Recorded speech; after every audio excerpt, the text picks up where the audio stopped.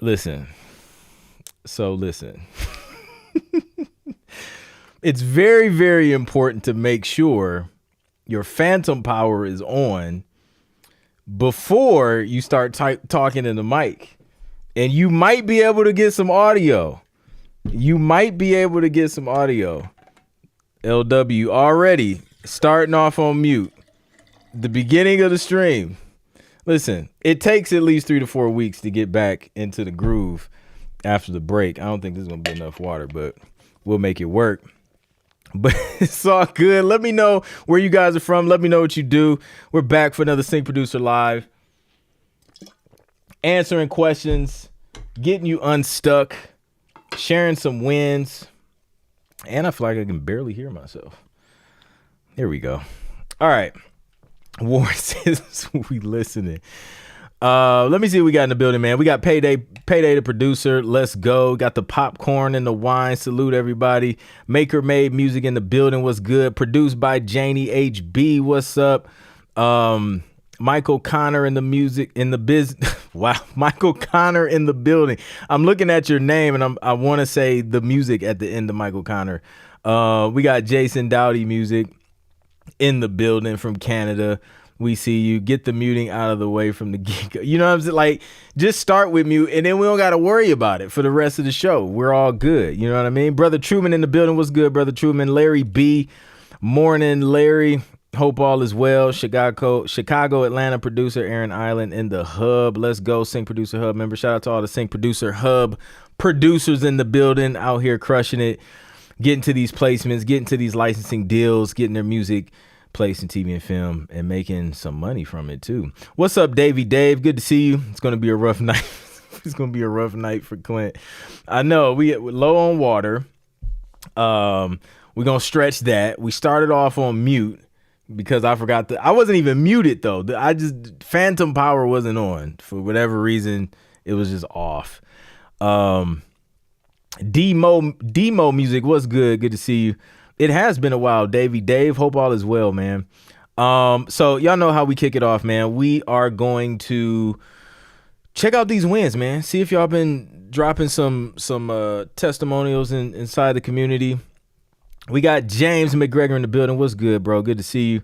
So let's see what's up, man. Let's go to the wins. We got a few of them. Since last week. Zimzada. Music is solid. So she says, so I submitted music to 3 libraries over the weekend. All 3 sent the usual response email that you get when you send music to them. On today, I got a response from one of the 3 directly. The sentence that I interpret as a win is, your tracks are sounding really solid. That means that my music is good enough. However, they went on to explain that at the present moment, they are not accepting any new composers, but will keep me in mind going forward. So, hey, I call that a win because that one sentence is great motivation for me to continue on what I'm doing. I'm being heard. Keep pressing forward, y'all. The library that I submitted to is 4 Elements Music. And then she shared that email with us. Super dope. Yeah, I count that as a win for sure. Now the volume's too loud. So I love that because I think, man, that's probably one of the biggest mental roadblocks for producers trying to get the music placed in TV and film is simply not knowing if the music is good enough, because so many producers don't submit because they don't know if their music is good enough, and understandably so, because you want to put your best foot forward, right? You want to prepare before you pitch it because you don't want to burn a bridge. So I get it, which is that's why we do these music reviews that we're doing later on tonight. But when you hear it directly from a publisher that you're submitting to, it's definitely a good signal that you're on the right path. Your music is good enough, and all you have to do now is continue to double down on what you've been doing and then increase the pitches, and then eventually something will land and then it'll start to grow from there. So that's a huge win because now you don't have to wonder, you don't have to guess if your music is where it needs to be in order to get placed in TV and film. So I love that. Shout out to Zimzada. Good stuff. Let's leave a comment. She's probably in the stream, but Here we go. We're going to comment live. Y'all probably can't see it because the screen zoomed in, but there we go. All right. We got another one from Nate. He says, my first music library response, they want to publish my music. That's dope. Got my first response from Adam Music Audio, wanting to publish my music. Should I ask them if they want an exclusive deal or non-exclusive, or is it non-exclusive unless stated otherwise? I ask because as an artist, more than a composer, I want my song. I can't read tonight. I want my songs to be able, I can't read most nights. See, I'm always saying something crazy. I want my songs to be able to be on multiple libraries. I've only seen a few libraries make it a point to say that they are exclusive. What are your thoughts on this? Any advice would be great. I actually left a comment in there and I'll share that. Then he shared his demo reel. So first, DJ Horn for Nate, because yeah, they want to publish his music. So he's on his way to his first licensing deal. Now, to answer his question, non-exclusive versus exclusive, this is what I told him. I said, let's go, Nate. Congrats. Never hurts to ask them for clarity regarding exclusivity. Most companies are doing exclusive deals, but it usually doesn't prevent you from working with other libraries. You would just have to create different tracks for the other libraries.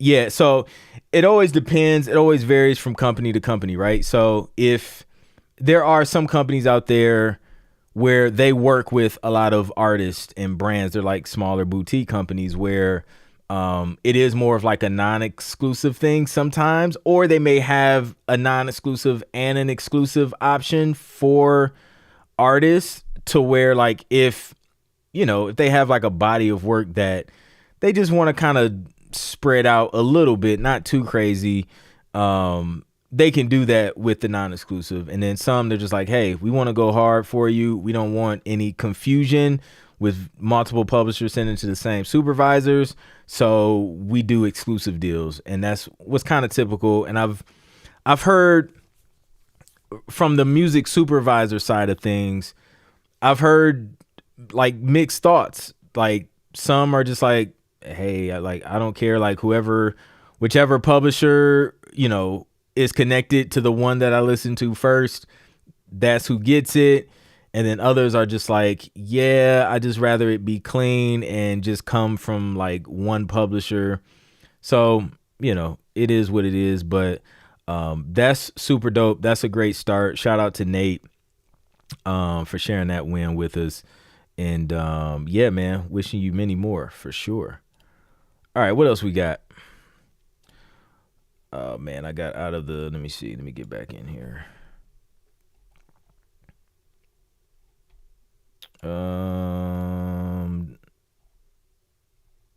5 days. Phil. I actually talked about this one on my a recent YouTube video.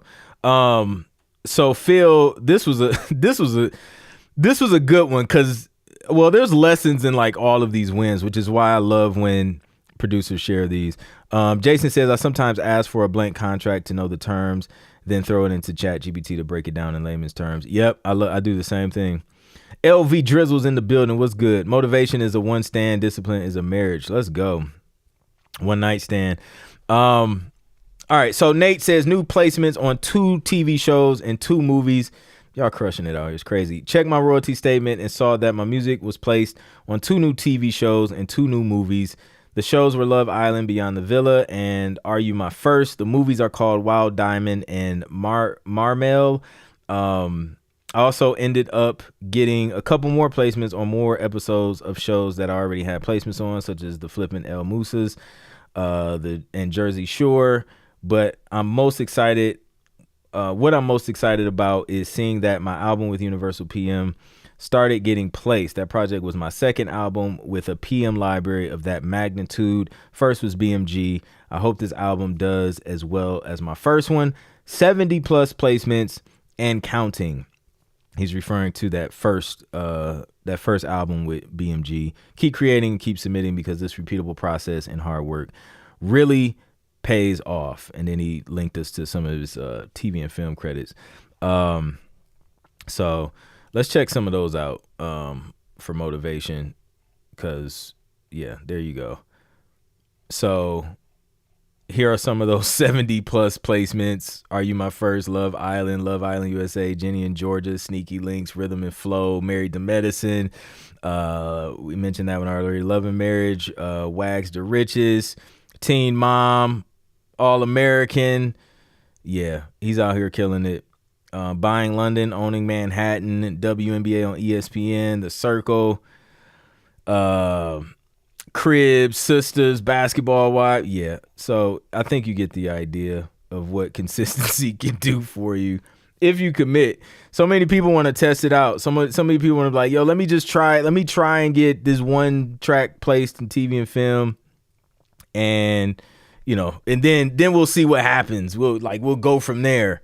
It's like, nah, go all in. So the lesson in this one is the album play. Remember we talked about that last year where I was just like, I think I'm going to just focus on I've been doing albums for the past few years with an occasional sprinkling in a few like one-off single stuff. But even with that, like, okay, say I get a brief so in the community, we worked on submitting some stuff for a show on BET, right? So I would consider that like a one-off, but I will still try and submit a bundle of tracks, right? They're just not cohesive albums because as you guys seen when I shared that brief inside the community, it was like multiple scenes that they were looking for music for. So we would just create whatever, and then boom, if this fits that scene, boom, we'll put it under that category. If this fits that scene. So we'll just send a bunch of tracks and then we'll see what happens. We'll see what lands. However, with working with publishers, I've been doing albums, and just like Phil said, that first album got him like 70 plus placements and counting. I'm willing to bet that a lot of those placements were like doubling and tripling up because they were all from the same album, and the client had that album, and the editor was just like, boom, pull this track, pull that track, placement throughout the season, throughout the episode, maybe 1, 2, 3, sometimes 4. I've seen like up to like 4 tracks placed in one episode of a TV show that all came from the same album. So I think, again, I'm continuing the album play by just creating. I'm working on a couple now, like just creating albums, focus styles of music, genres, submit that album. Client packages it, or not, the publisher packages it up. Boom, we leverage their network, we send it off, and then we wait until we don't wait, we keep working, but eventually the placements start rolling in. But that's how you can, like, again, like, would you rather submit one track or a 10-track album?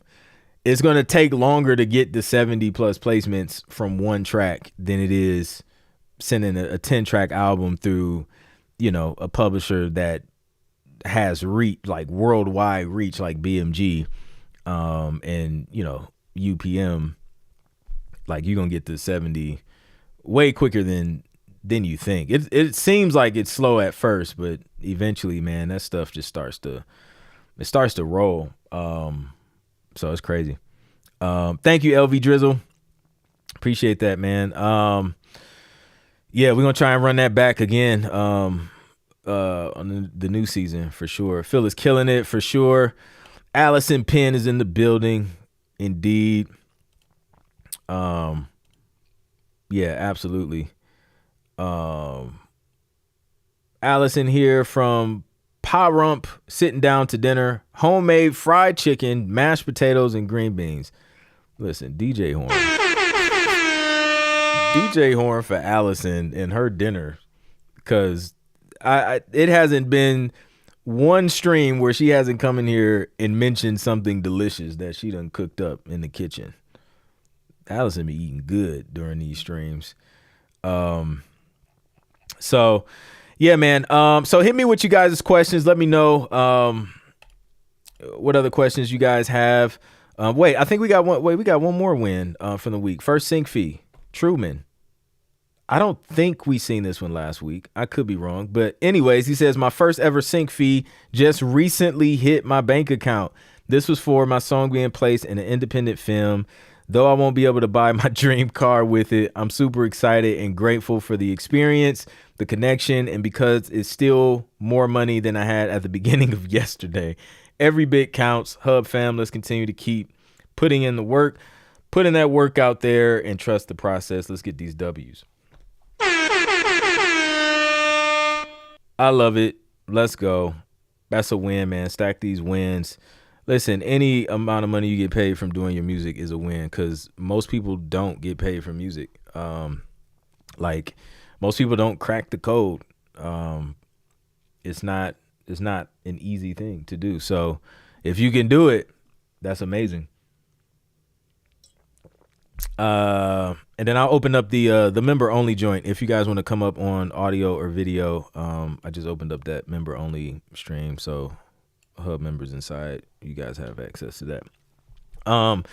Allison says, question, if you are approaching a new publisher, have you sent an album cold call after initial contact? That's actually a great point. So let's talk about that. If I'm approaching a new publisher, usually my first initial contact is that, you know, if they're accepting submissions or what they have a need for, because I don't want to take the time producing a whole album of something they don't need. So I always want to start the conversation first and see what they need. And then from there, depending on what they need, sometimes that conversation will lead to, hey, we can actually use, you know, a bunch of this stuff. Would you like to do an album of that? And then you do it, you know, now you're working on an album. Sometimes they'll just say, you know, these are the kind of styles we need. And then if that's the case and they don't necessarily ask for an album, I'll still crank out an album of whatever they say they need and then submit that, versus like 1 or 2 tracks. Now, this is if you're getting straight into the conversation on what they need. If they first ask you, hey, send us an example of your work first, that's when I'm sending that 5-track playlist that we build inside the Road to 10 Placements course. So that 5-track playlist is kind of like the, you know, here's my work. You can hear the production quality, and pretty much I can produce what you need based on what I'm strong at, what I do best. So that's how I would approach that. Demo Music says, so to be considered an album, how many tracks do you need to have on it? I've done everything from like 4 to 10 tracks for an album.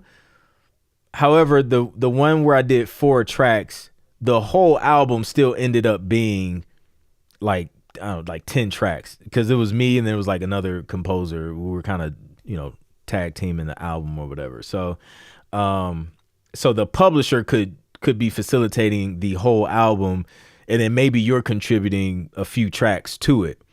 So that's one way. Or they're asking you to do a whole album. If you're doing a whole album, I've done everything from like 7 to 10 tracks.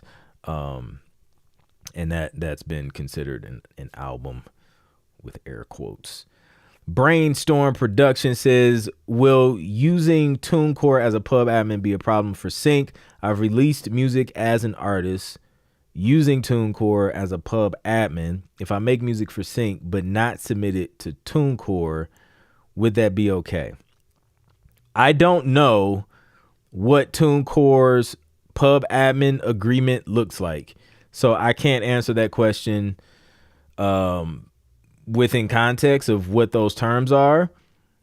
I will say, if the terms are only specific and relevant to whatever track you opt in to that pub admin deal, if that's the case and it only applies to that track, you should be okay to work with other publishers and just not, you know, opt in those tracks that you send to other publishers to TuneCore's situation.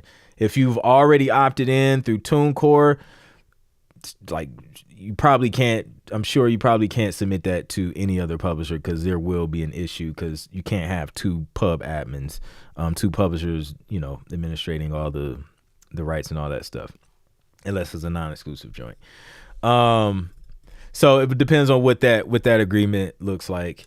If it's an agreement to where everything you do has to go through TuneCore as your pub admin, then yeah, you might be stuck. But I don't know. I would hope TuneCore would structure it to where it only applies to the tracks that you upload to TuneCore and that you opt into that sync situation. But I've never done it. I don't have any experience with doing anything through TuneCore. I've always went directly through sync publishers specifically. It's a great question though. Davey Dave says, when making music for sync, should we still register with BMI, ASCAP, etc.? Register the songs. That's another, it depends. There are some songs that I may go ahead and register if my strategy is to pitch these songs directly to music supervisors as the publisher or the publisher admin or just the being self-published or whatever. If that's my strategy, then I would be registering those songs myself. If I am leveraging the relationships and the network of the publishers, the sync publishers, the music libraries, then I won't register them myself because they will register that stuff on my behalf. So that kind of saves us time, allows us to focus on being creative, making more music, and then we leverage their system to, get all of that stuff done. And we leverage their network to get it in the right hands so that, again, we can double down on what we do best. So it depends on the approach. If I'm going directly to music supervisor as the publisher, I'll register. If I'm not and I'm leveraging publishers stuff, then I will let them handle that. That way there's no confusion and makes things nice and clean. What I will do is occasionally I will go in and double check the registrations that the publishers do on my behalf and just make sure everything is copacetic. So, because sometimes mistakes happen just down the pipeline with it switching different hands and different things like that. So sometimes you double check and, sometimes you just got to tweak some stuff. That's it. Yeah. Yep. Throw some fire emojis in the chat, man, if this is helping you guys.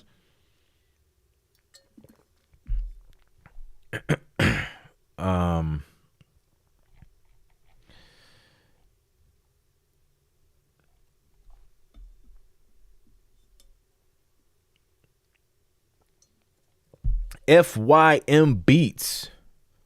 I'm a writer and publisher on ASCAP. When I pitch, should I put myself as a publisher, and if placement we see with the library or Music Soup how they want to do, or I put no publisher? You can put since you're both, you can put one stop. You can put one stop. You can put self-publish. You can put own 100% master, 100% publishing.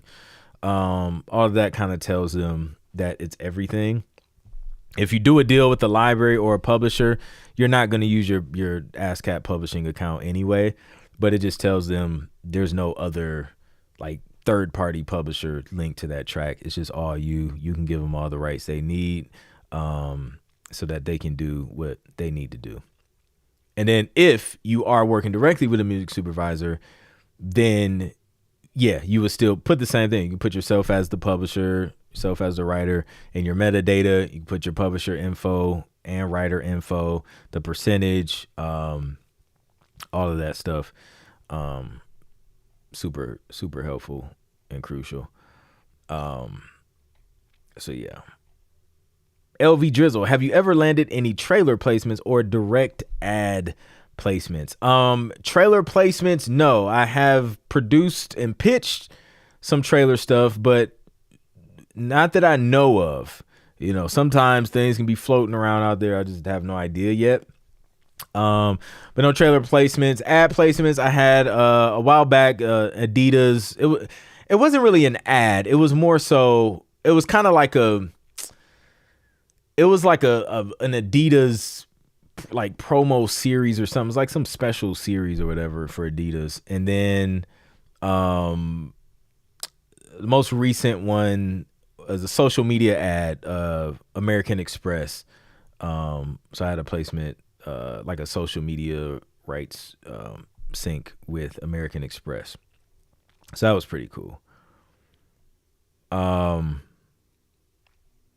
Then I've pitched for a few different trailers and ad stuff.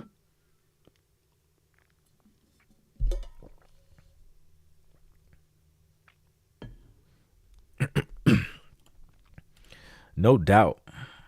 No doubt. What other questions do we have?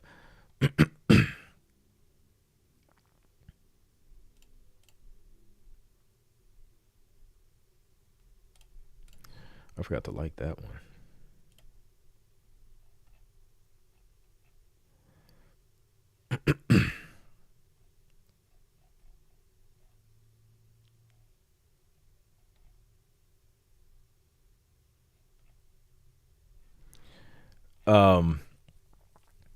So yeah. And this was kind of Janelle had posted something in the community about how many tracks should she send, submitting to a library brief. She received from a library, wanted some advice on how many tracks to include. There are different categories listed, but only one submission link. I don't want to overwhelm them by sending too many tracks, but I also don't want to submit fewer than they're expecting. Oh, she just posted this like a day ago. Let me I would do it's whatever. It's really whatever you can do. Like once you're getting the brief, like the door is kind of open. Like over, and it depends on who you're submitting to as well. I think like 20 tracks. I mean, it depends on who you're submitting to. Like if this is like a massive library, right? And they're like it's volume, then like 20 tracks is probably manageable for them. But if it's like a smaller one, 20 tracks can be overwhelming. Like even if you need all the music, like to go through 20 tracks from one person could be a lot, just depending on what kind of team they have. So I don't know. I would say, so I'm gonna say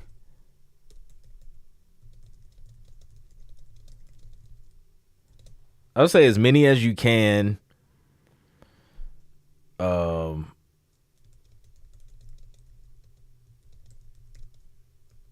I like to do at least like 3 to 5 per brief.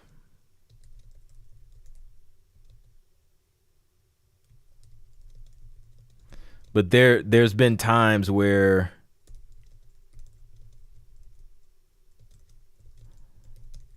I've submitted more. I'm like typing and talking at the same time, which I'm terrible at. Where I've submitted more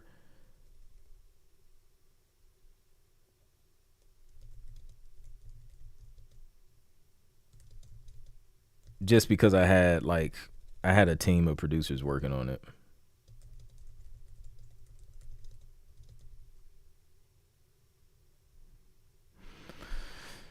And then even that, shoot, that was probably about like 10 to 12.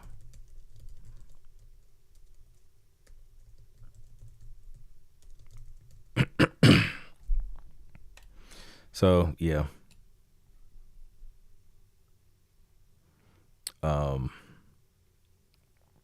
Demo Music says no question, but those fruit jerkies are good. I'm telling you, man, they are. We just ate the last one today. Got to hit the grocery store and grab some more because, yeah, man, no, like those joints. Yeah, that curves that sweet tooth. Like when you just want some, if you want some candy, and just get some of those. It's better. Really good. Jason Dowdy with the question says, when you create an album for a music library and send in your deliverables, how long on average does it take to be published on their site? Great question. Depends on the you guys pick up on the theme, right? Just always, it depends. It depends. It depends, man. I've seen some go up relatively quick within, a couple months. I've seen some, when did I finish up? Hold on. Let me see. Let me check my folder and see when I finished up this one album. I know it was sometime last year. Because it depends on like their pipeline as well, because they can just have a pipeline of projects lined up and in the process of mixing and artwork and metadata and all of that stuff, registrations, paperwork for, all the co-writers. So last time I was in this session,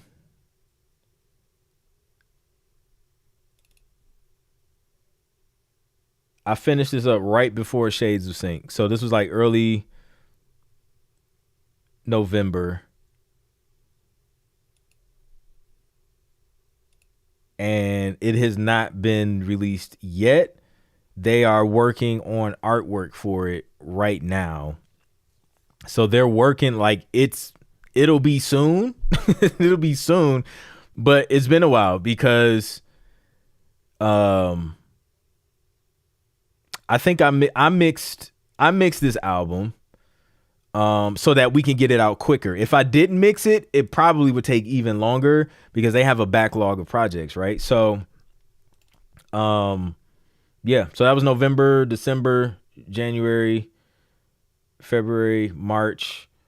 We're about to hit March, Sunday? So it's been about 4 months. So we'll see. But we're almost at the half year mark. But I've seen some come out quicker than that. Matter of fact, the one I had shared in the community, when did that come out? I think, when did I submit that though? That was, who was that?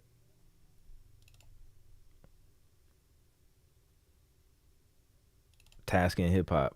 I finished that in September, right? So let me double check. Let me find that album I had posted and see when the release date on that was.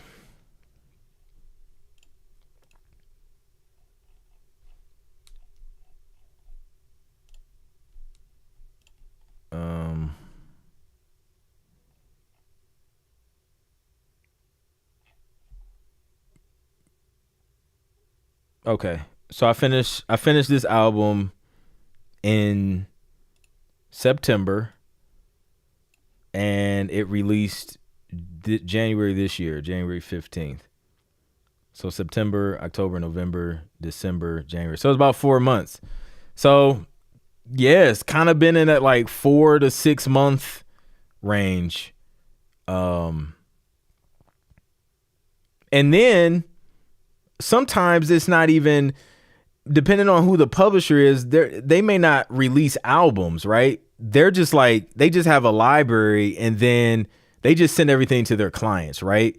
So the music could be working, but they just don't release albums like some of these, some of the bigger production music libraries where there's like a front facing library that you can go and look up, like Warner Chappell production music or Universal or all the other little labels, because Warner has like labels as well. So it just depends. By the way, this is a cheat code. If you go to like a major distributor production music company like a Warner, like a Universal, there's a tab on here You go to Discover, you go to labels, and these are like smaller labels in libraries and stuff that you can also look up, reach out to.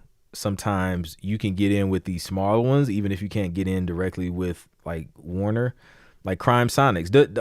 Jason, don't you do stuff for Crime Sonics?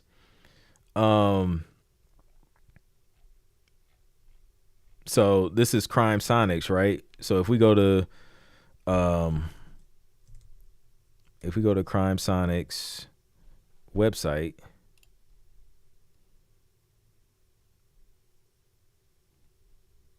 right? So this is their website, 15-time Emmy Award winning Crime Sonics. That's a lot of Emmys.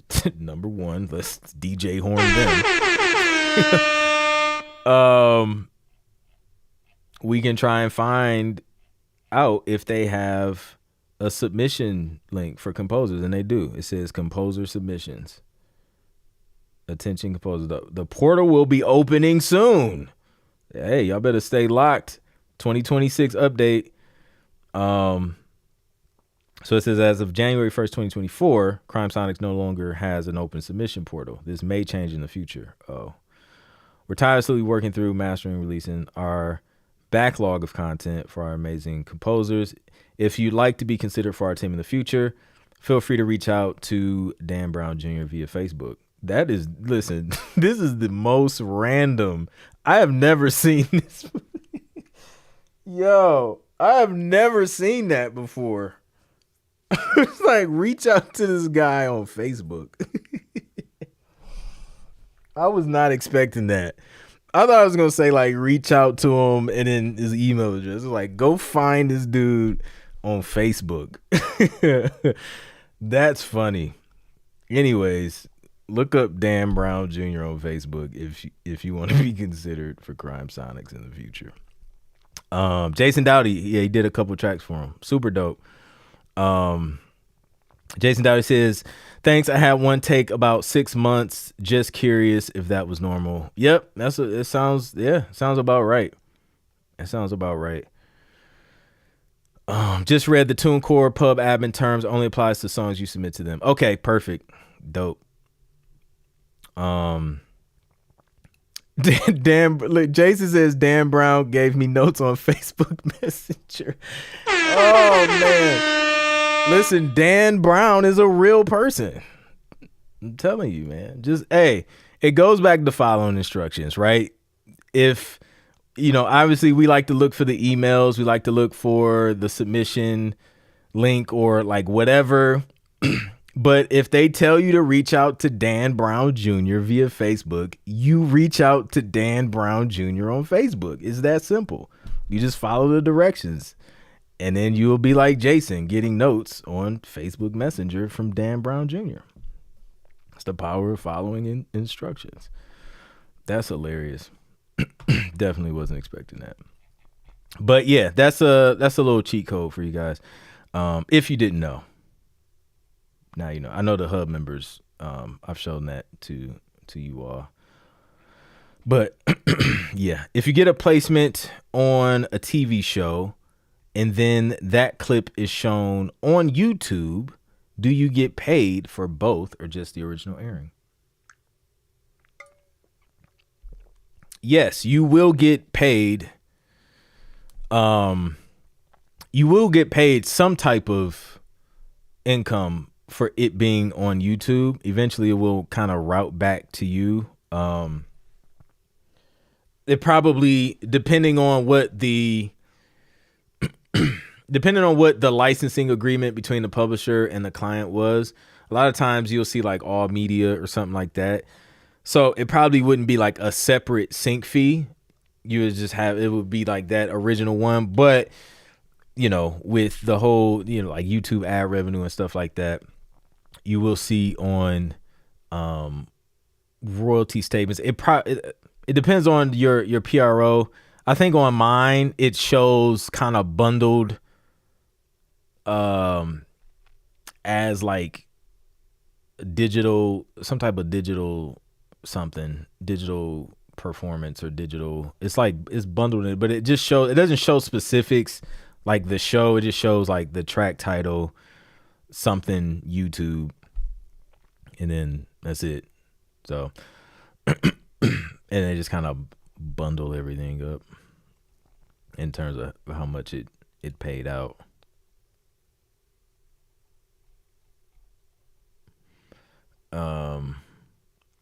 Clay Xavier Music says, are you responsible for submitting cover arts to libraries for album pitches? Do they offer it?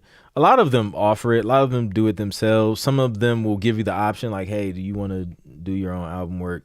So that's like, you know, some of them. It depends, but for the most part, they handle all that. I don't think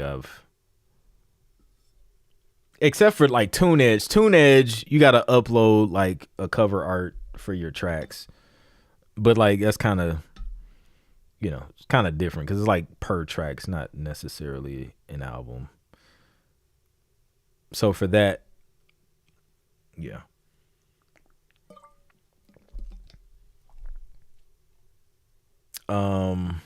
Question, did my TuneEdge question pop up? I have a red mark beside it. It was 3 above Jason Dowdy.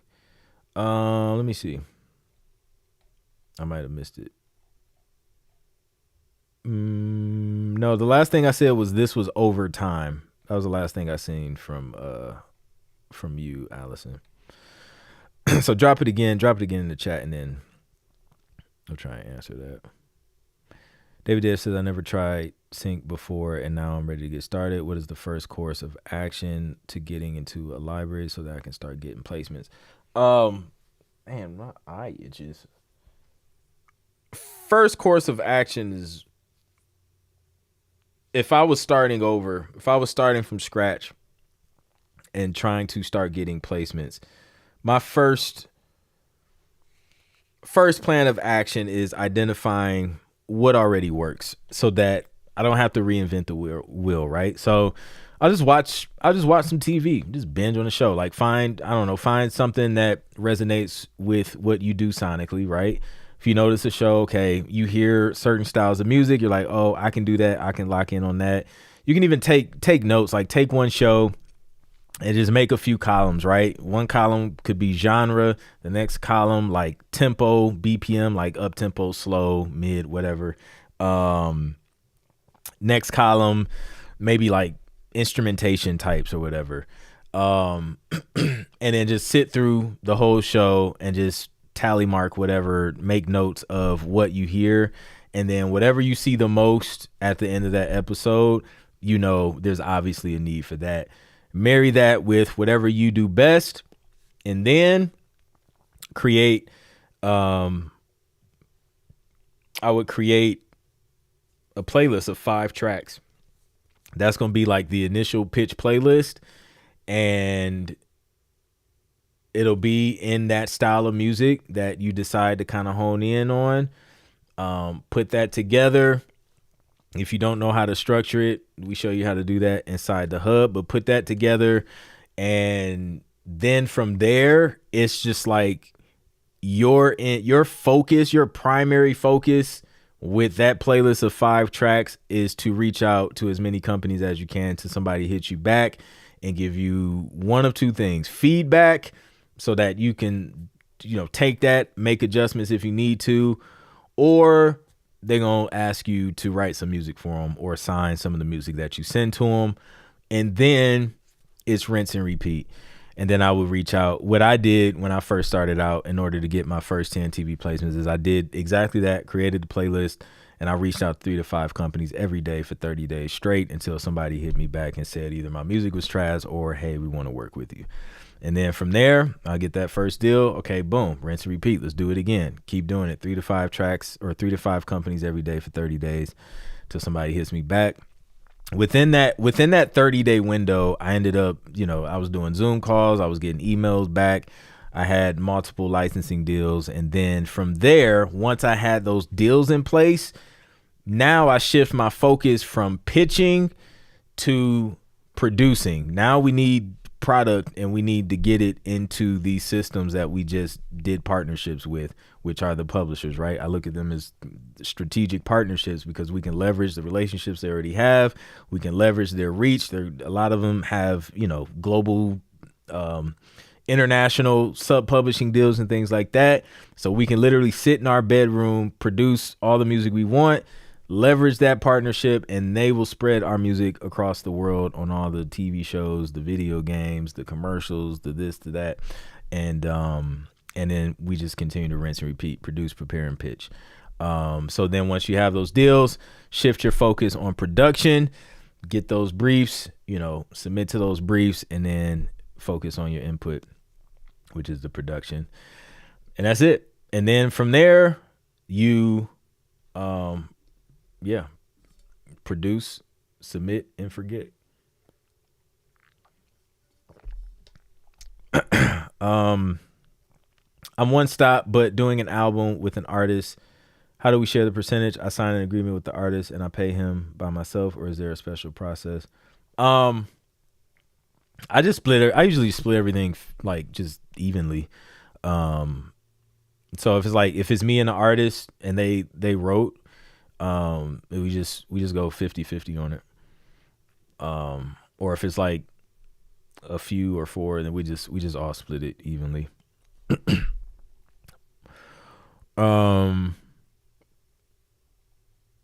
That's pretty much it. Let me see. Let me get back.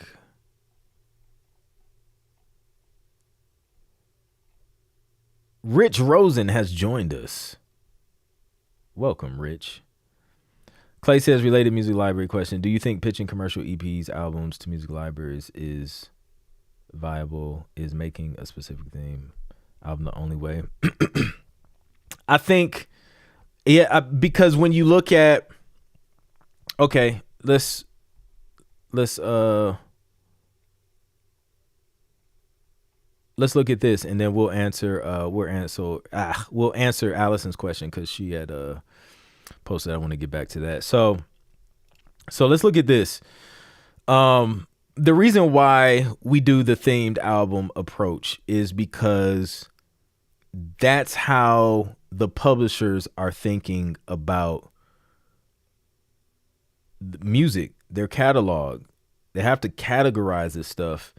So if we look at all these new releases, techno energy, it's not techno R&B and hip hop energy. It's just techno, right? This one's just like sound design stuff. This is retro funk. This is rock sports anthems. It's all one thing. This is empowered female pop. It's one thing.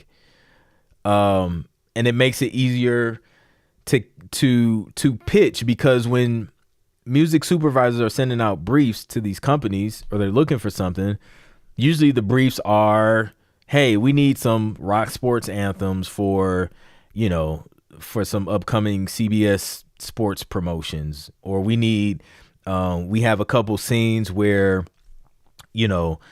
a woman is like overcoming a obstacle and she came out on top. So we need like some, female empowerment pop. It's like the scenes are very specific. Like usually you don't see, even though one episode or one movie will have multiple moods and emotions throughout the whole thing, when you zoom into a scene, usually a scene has some type of vibe or emotion, and they're placing music in scenes to support that emotion or that vibe. Here you see Afro, soul, funk, ambient, pop tasking. So because this is how they're releasing albums, we want to think like them and make their job easier. Otherwise, if you send like everything, like I'm gonna send them pop, I'm gonna send them trap, I'm gonna send them some retro funk, I'm gonna send some epic hip hop, and you just send like 5 different styles of music on one album, they're just like, yo, now they gotta think. Like I I gotta split all this up. Like, okay, this could go here, but there's only one track for that. It's not really a whole thing. So then we gotta bring other people in to kind of make it a whole thing. Where does this fit in our existing catalog? Like, it's now you gotta think too hard. But then if you just send them drumline hip hop, the work is done for them. It's like, oh, it's drumline hip hop. Like, it's a whole concept. It's a whole album. Let's put a cover on it, and then we'll just release this as a drumline hip hop joint. Done. Now it's easier to pitch. So that's why we do it that way. All right, Allison, and then we'll take a quick break, and then we'll get into some live music reviews. Sorry if I'm repeating myself. My top 10 tracks at my TuneEdge submissions change. Like today, Last Man Standing was number 1. Last Saturday Echoes was number 1. What could that mean? More views on that particular song? Honestly, I don't know. I haven't paid much attention to that, but it could be. It could be according to plays. I don't really know though. I'm not sure. Miguel says, what's up, family? Just finished playing and singing on an acoustic gig I had tonight. Just got home and I had to hop into the live broadcast. Let's go. Shout out to Miguel. So yeah. All right. Dope questions. We are going to take a quick break. Go grab a snack and something to drink. I'm gonna go grab me some more water. And then we're going to listen to some music, see if your music is ready for TV and film inside the community. If you're not a member of Sync Producer Hub, then you can watch. But if you want to submit, click the link in the description, join Sync Producer Hub, and then you can get your submission in while we're on break. And then we'll listen to that, and then we'll be back.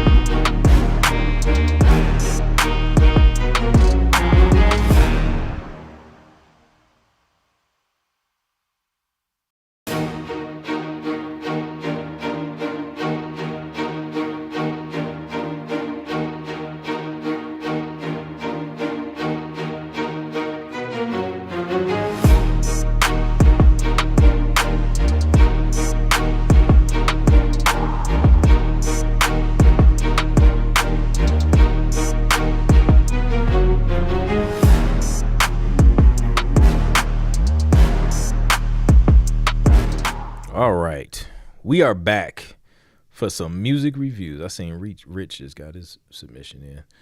All right, so let's get it, man. I'm ready to hear what y'all been working on. Did anybody throw in any intro sting endings? Shout out to you if you did. Just submitted very last microsecond. Rich, this is a microsecond day for Rich. But it's really early though, if you think about it. You came into the Q&A late, but you sort of, well, I don't know. You got the submission in. That's all that matters. You got it in, bro. All right, y'all. We're gonna hop into this the 7-day leaderboard. Drop some fire emoji in the chat if you're ready to listen to this music. We're gonna see who's on the top of the leaderboard right now. And it looks like we got Janelle, B Ward, Janet, or Jeanette. No, Janet. I'm tripping. I have an auntie named Jeanette, but it's not spelled like that. That's spelled like Janet.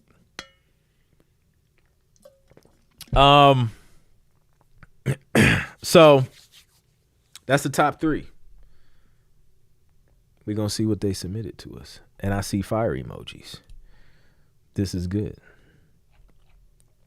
KJ, miss most of the QA, but I'm here. Let's go. You are here with us now. And we appreciate it. All right, I'm seeing fire emoji, so we about to go see what's up. We're going to let you know if your music is ready for sync. If it's not, we'll give you a little bit of feedback, help you get to the next level. And then we'll just keep it pushing. All right. Who was that? Janelle Costa held under a suspenseful. Why is my screen? It's like, is that normal? I feel like it was ultra zoomed in. Anyways, a suspenseful, menacing ambient track featuring ethereal synths, haunting percussion, and ominous bass, creating a dark and eerie atmosphere. The scene unfolds in a horror setting near a body of water.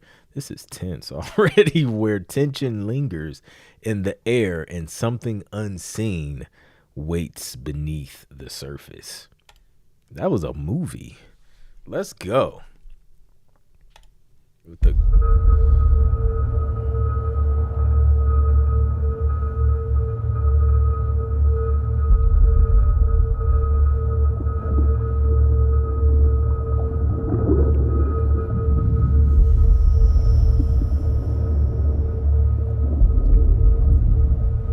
This is an accurate description.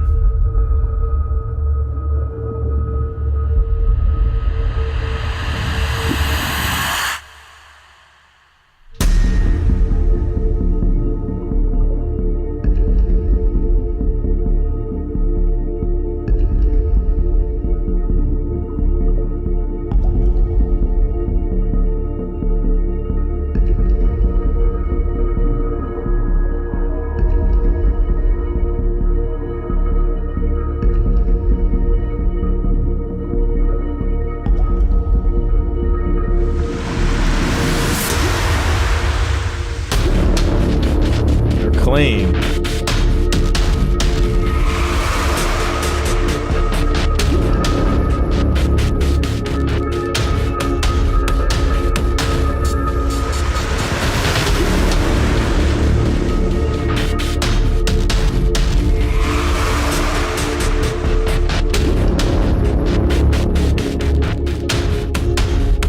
Sounds like a really good movie.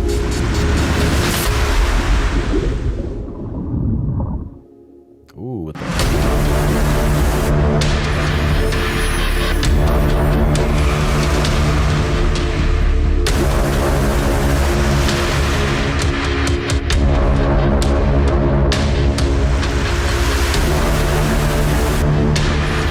already.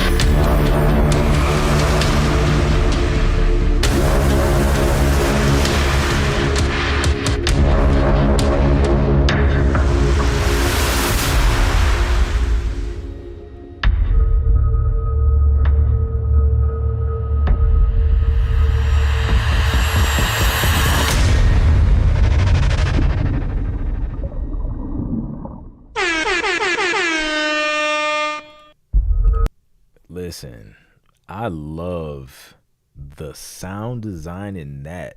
The underwater effect in the edit points and then at the end. That sounded juicy. That was dope. That was some would you say that's some Crime Sonic-ish stuff, Jason? Janelle and Jason, I'll be submitting a tension cue next week. Let's see if I cannot overstring it. This is fire, Janelle. I know they make you literally just want to go do tension immediately after the stream. They've gotten me off track a couple times, I must say.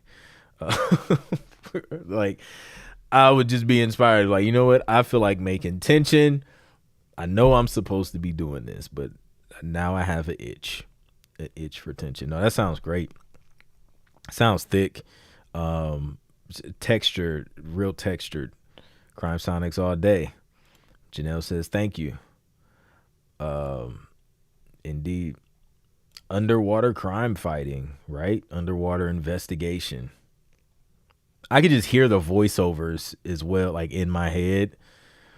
Yeah. Dope stuff. Way to kick off the show. We got B Ward next. Let's see what B been cooking up.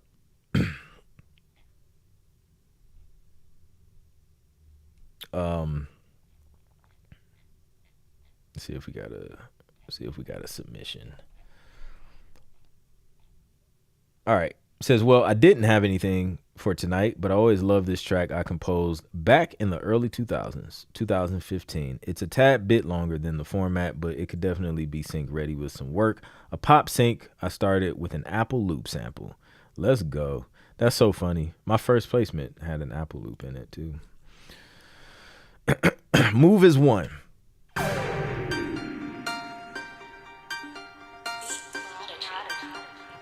Sounds 2015.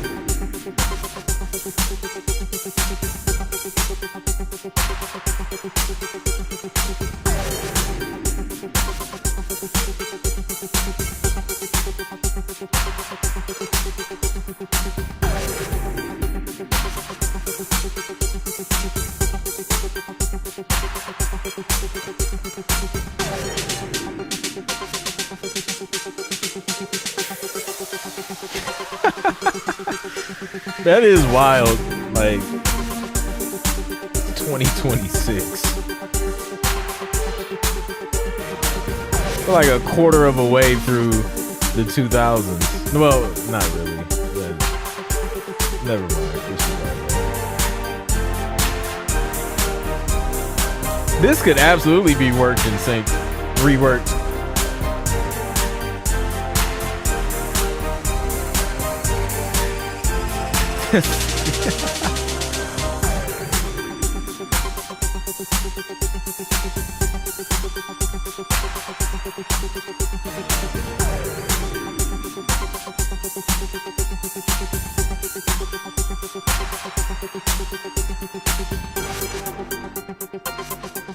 Video game. I can hear that.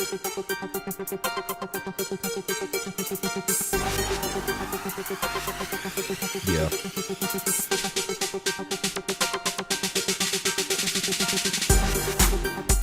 Let's see how they end.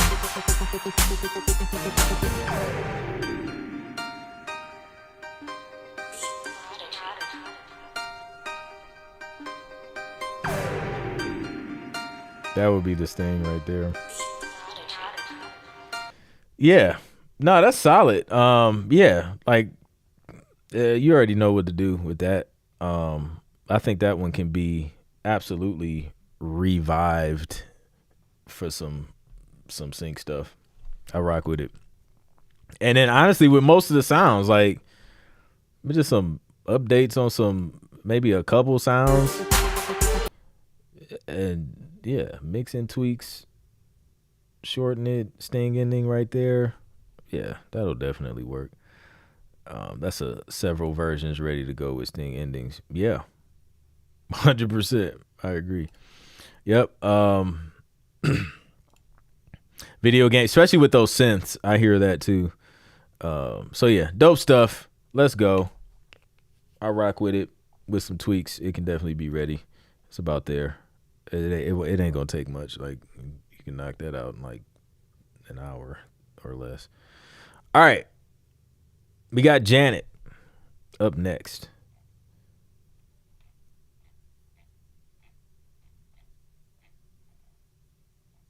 Here we go. What's up, everyone? Here's my track for tonight. It's an emotional hip hop orchestral with modern drums, cinematic violins, and a memorable melody. It can be great for a victorious scene during sport competitions. Hope you will enjoy it. Here we go.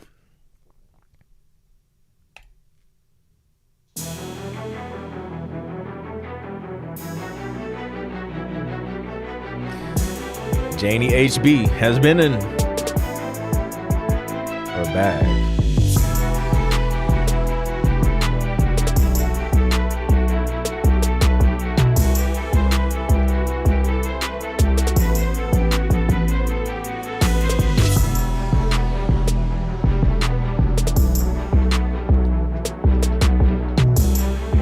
Love that string line.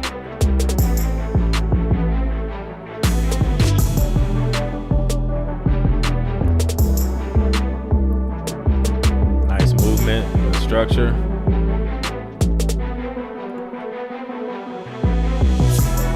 Nice little break before the hook. I love it.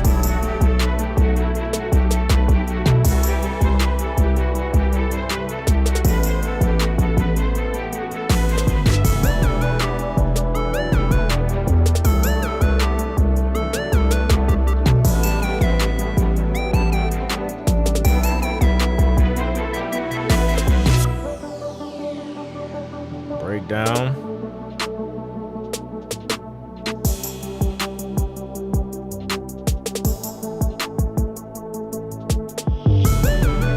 It's 808s.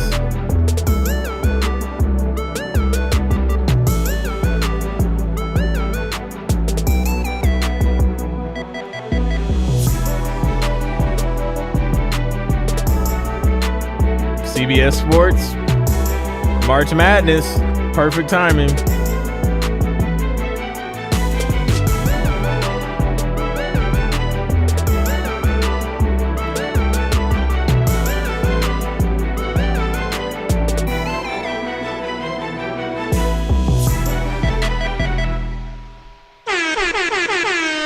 ready to go, Janie HB.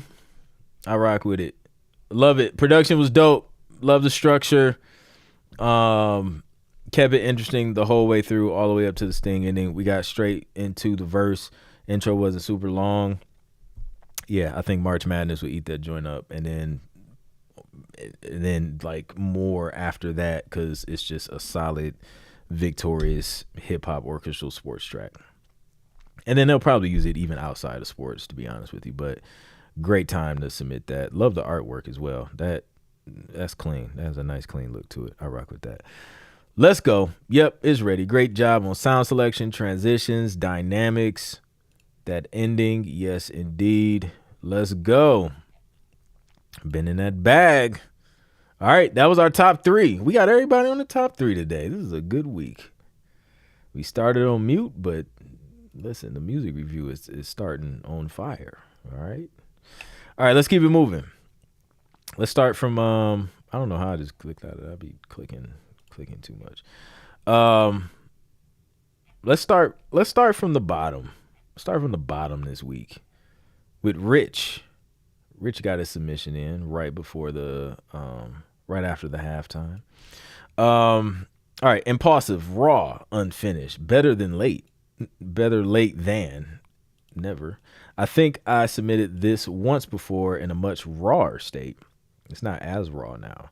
Still unfinished, but getting close. Industrial-ish thumping boom sound with a bit of sci-fi thrown in. I just had to make sure I put something up after this long hiatus. A candidate for the Minutia album I'm still working on.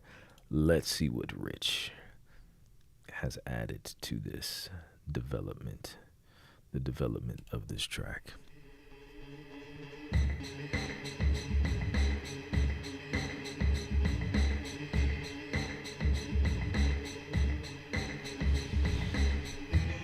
I hear the industrialish influence in the drums. I would turn those drums up though and bring them more so they feel more present.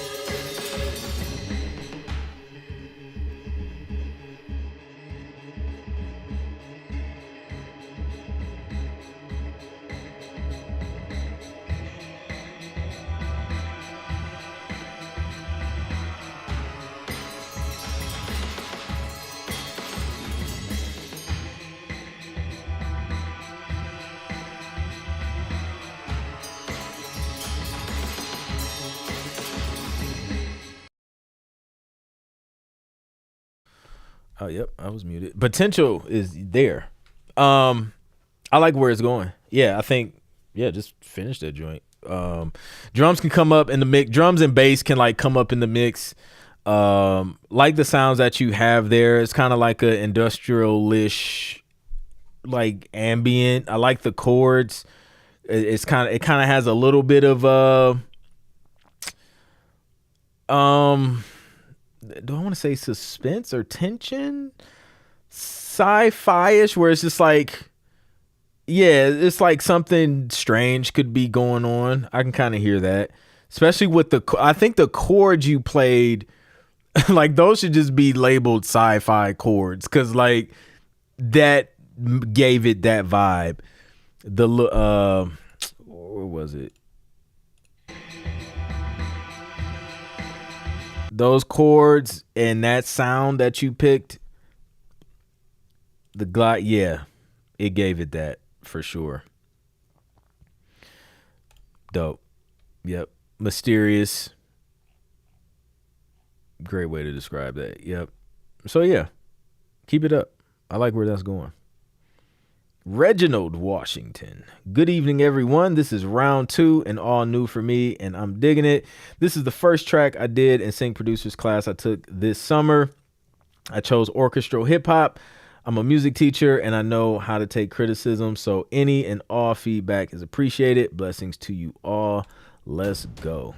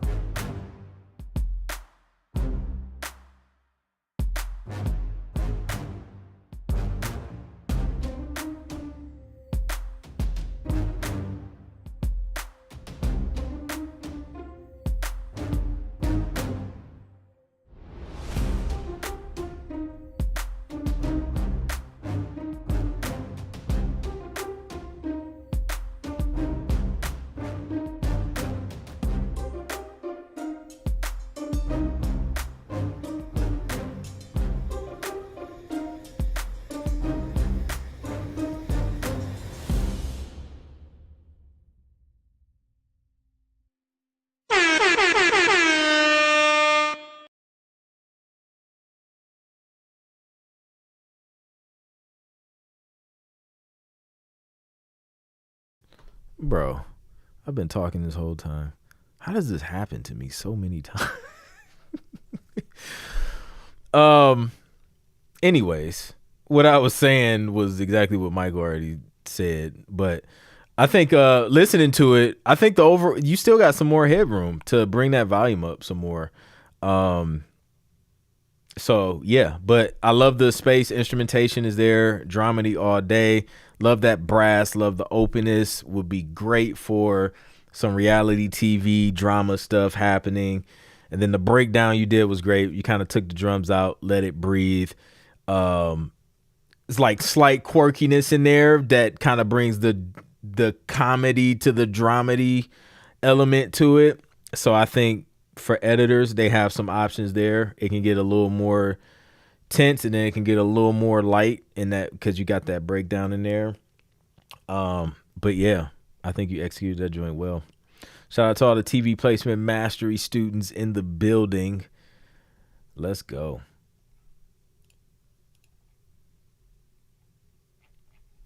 All right. Here we go. Greg Dozier. Hey, Hub fam. This track is a collab with a great musician friend, Fred Lee, called Mid-Tempo Lounge Funk. It's one of 5 tracks I'm finishing up for a 5-song EP to start pitching very soon. It's a confident, playful, flirtatious instrumental, perfect for dancing, lounging, or driving. Is it sync ready? And that is the question.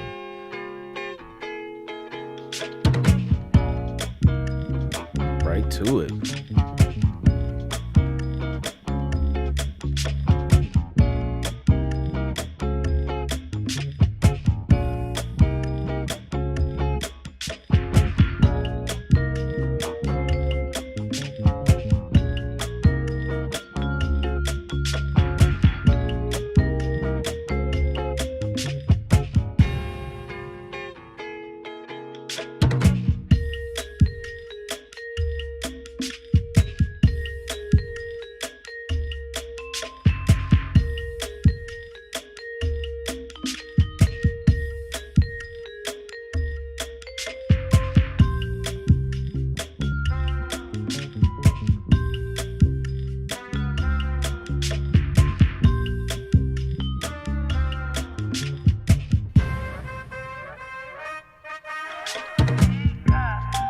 I love the reverb on those horns.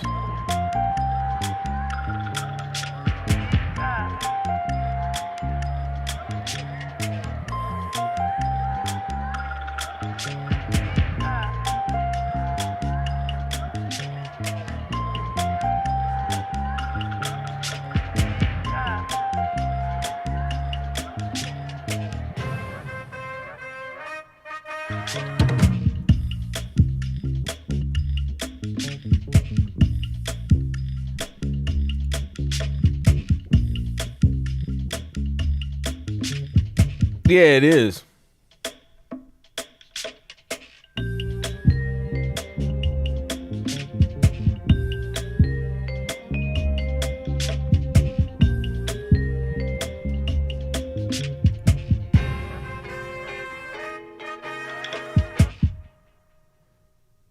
We need a Sting ending right there at the end. I would like to hear on this what I think would take it to the next level is more realistic drum kicks, or if they are like that kick, I would want to hear a fuller, more natural sounding drum kit in that mix. I think that would bring it together well, because they're like the elements that are in there is like it feels real live. The drums feel more programmed than the rest of the track, so I think that would kind of bring it to life a little bit more.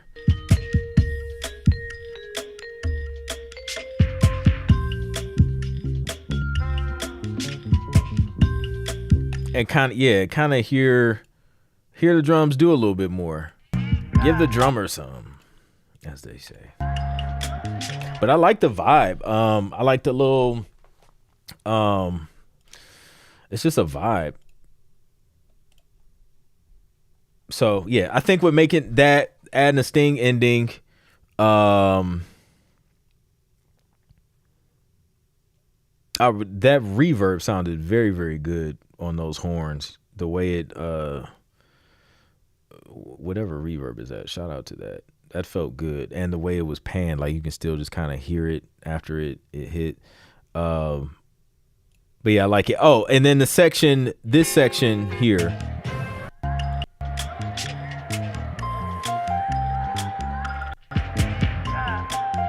That section, it went kind of long without the drums coming back in. I would probably bring the drums in sooner, or like halfway through that, or where are we at, 219? Yeah, maybe like bring the drums back in like halfway through that section, so it doesn't seem like we're doing this breakdown for too long. That's the other thing I would change. So yeah.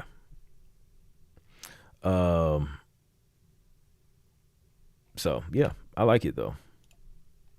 It's almost there. Good stuff, Greg. Cleo. This one isn't about the future or the past. It's about right here, right now, because that's all I'm thinking about. Let's check it out. We have no idea what this is going to sound like sonically, but it's Cleo, so it probably sounds good. All right. Memorex. Wow, that took me back to tapes. All right, here we go. Who's gonna love me tonight? Not tomorrow, not next week, tonight. That's what he meant right now. Vibe immediately.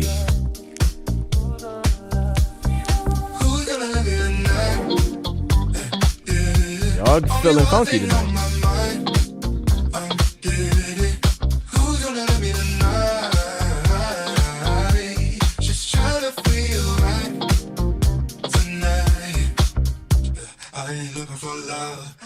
I'm just everything to lose track of the time and somebody's touch.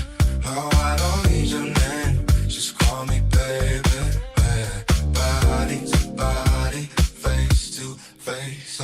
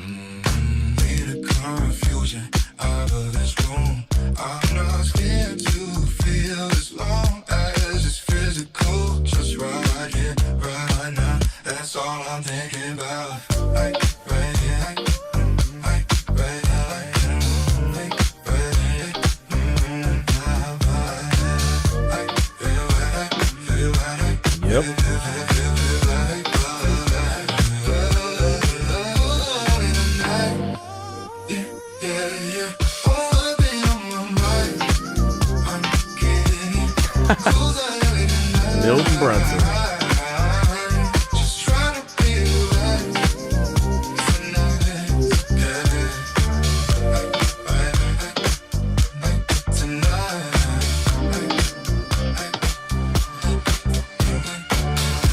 The opening scene.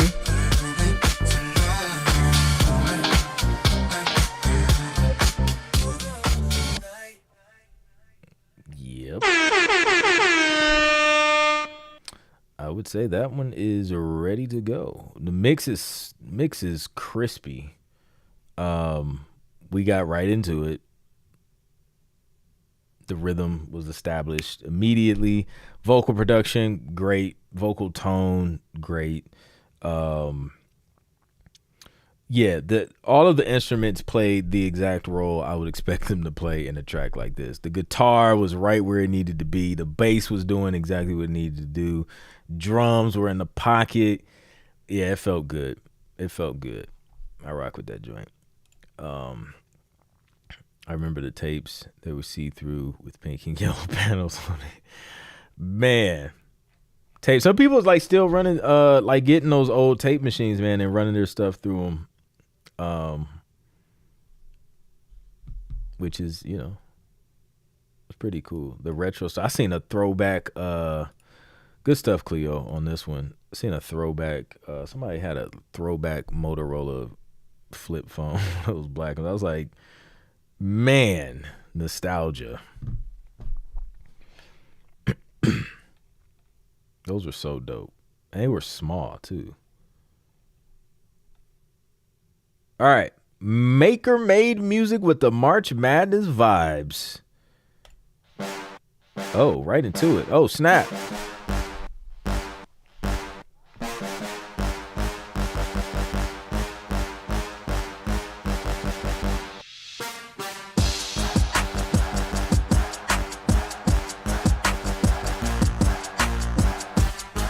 I love those stabs.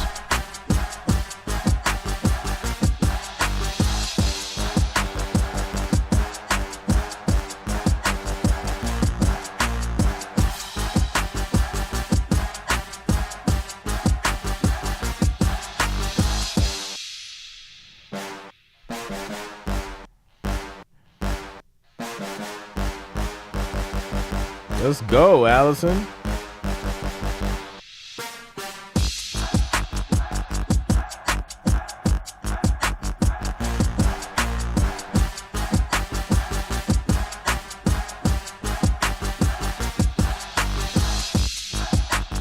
I can hear this. Highlights, transitions.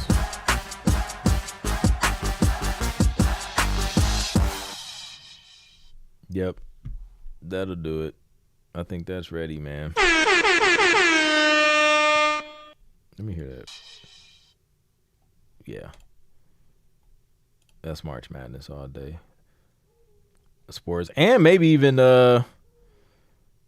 that'll probably like find its way in the you never know with this stuff, man. Like it works for sports and then that's what's so dope. It'll find its way into other things. Question, that brass sound, it's fire. Is it a sound filtered from a traditional brass horns VST or more synth brass from something else? I need this brass. I will second that because it is a very specific type of brass stab. It is not like brass section sort of thing. That's a great question. Especially for stuff like that. Ad stuff. Like that's the brass sound you hear in the stabby brass ad stuff.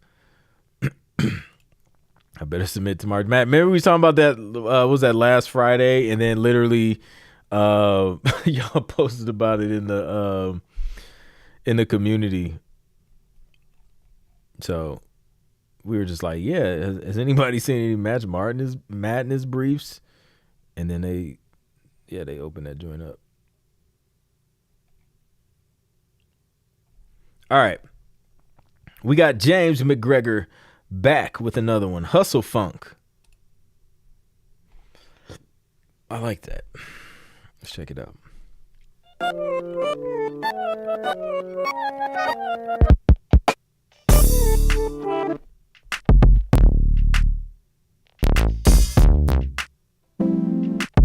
Ooh.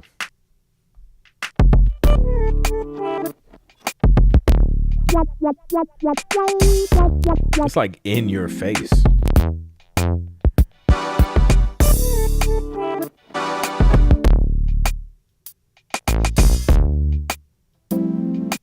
It feels real analogish, dude.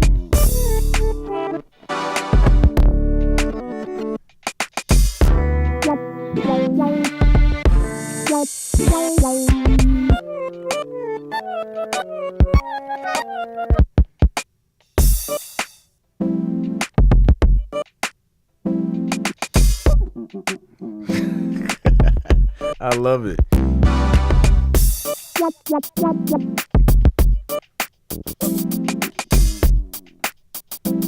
Bro.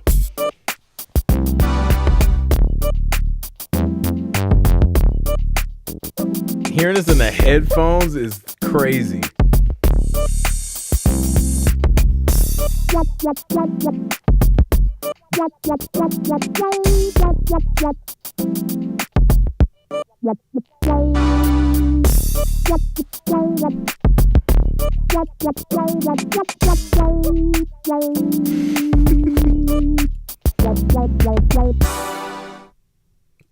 McGoo. Yeah, man. I like that. You know what this feels like? This feels like a very branded sound that would like be for a series.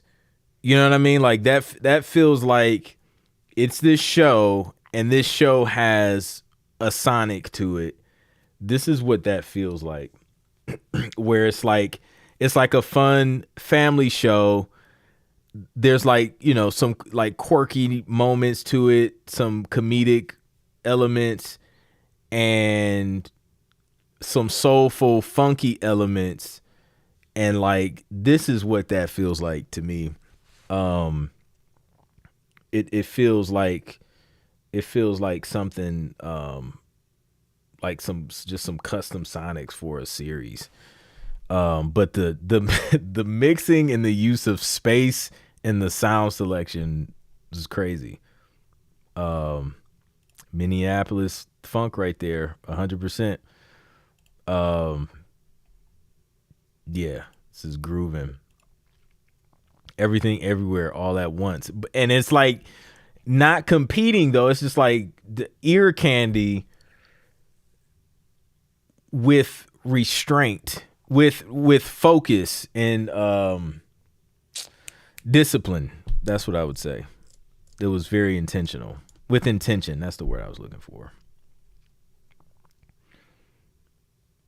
Yeah. A new Cosby Show. Yeah. Like, yep. Like that, yeah. That would be fire. Like to be able to work on a show and like create the sound for it, that would be fun. I'm sure work for sure, but that would be fun. I always thought that would like on like a lot of those older shows, not even the older ones, like there's some recent ones too that do it, like the sitcoms and stuff like that.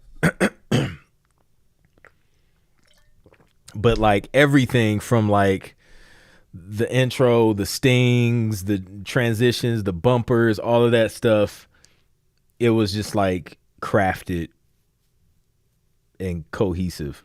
Like that's just so dope to me. All right, let's go. Did I DJ Hornet? Dope stuff, James. You know what I would call? I would do an album of that, and then I would put that in like a comedic funk like album theme or whatever. Comedic funk.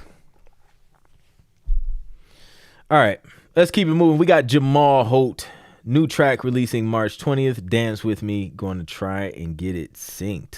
Let's go. Yeah, yeah. It's that island breeze.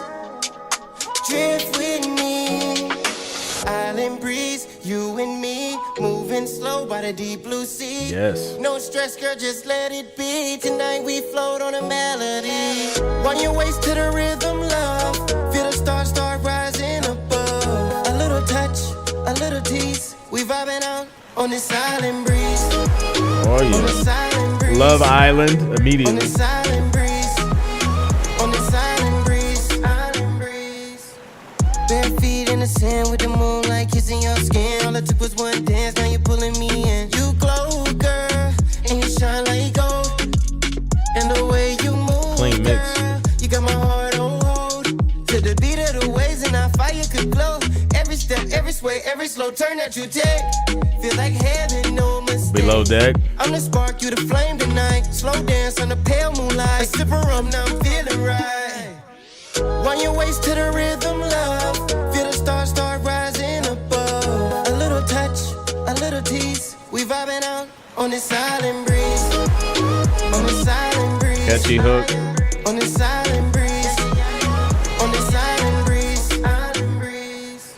Take my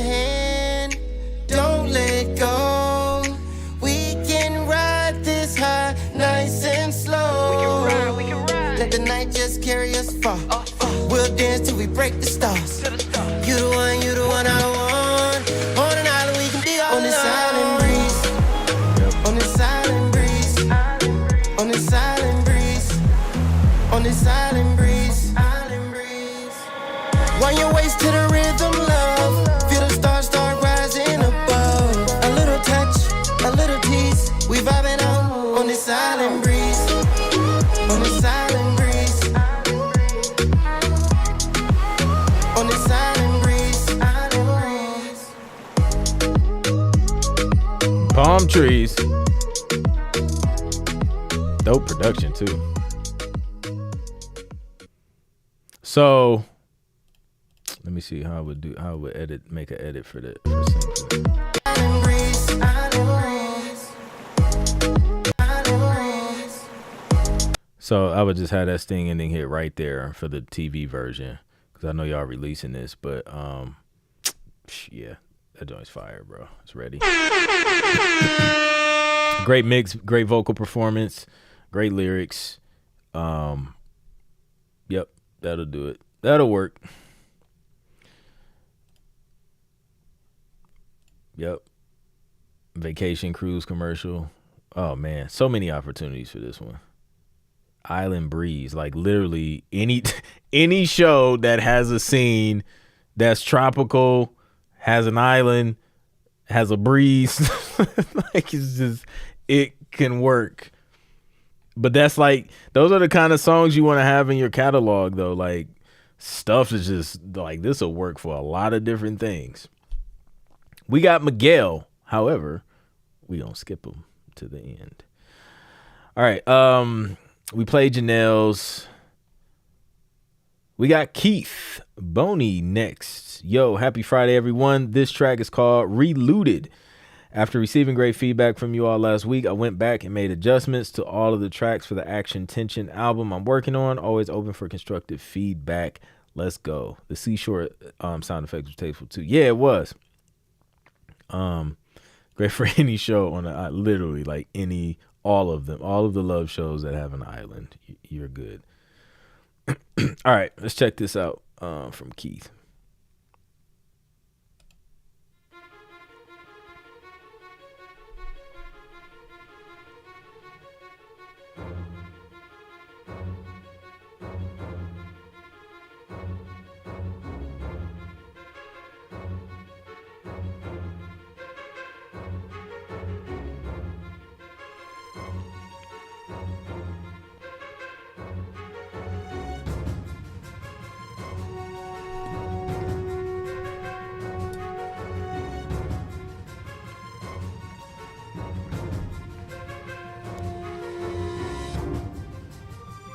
Oh, I like the key change.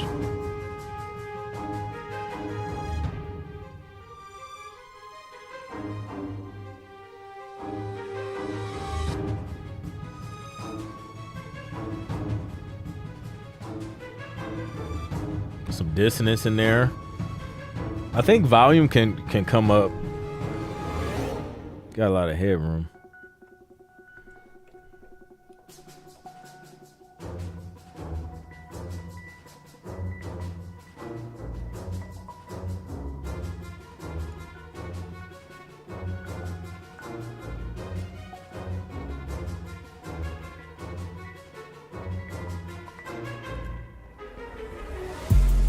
Oh.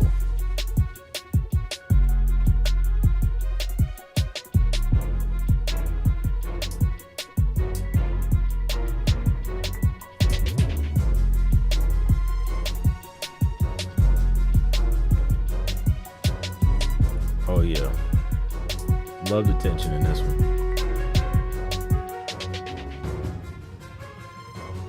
I like that.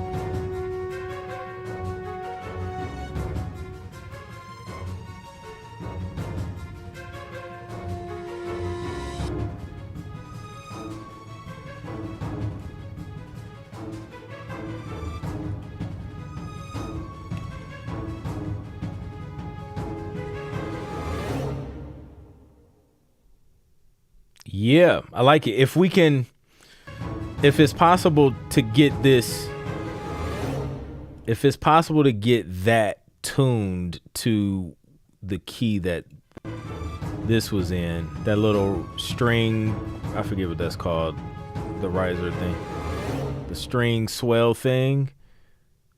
If somehow you can get that last note to match the key of that, I think it would feel more more cohesive. Love the little section where we got the drums come in. I think that's super dope.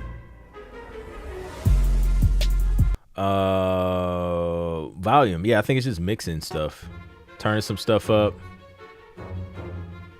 and then maybe layering, like maybe halfway through this, layer that dun, dun, dun, maybe layering that string with like a lower octave string halfway through there, or maybe where else is that? Or maybe even on the back side of this joint. But yeah, I like what you got going on here. Michael says beef up that volume and you're there. Some timpani on that last note. G sharp, I think, will create a nice strong sting ending. Boom, the string dissonance is crafty. Yeah, it is, especially with the key changes and then the other strings kind of coming in creating that dissonance. I like that. Yeah. It could, if we want to end it on dissonance. It's an option.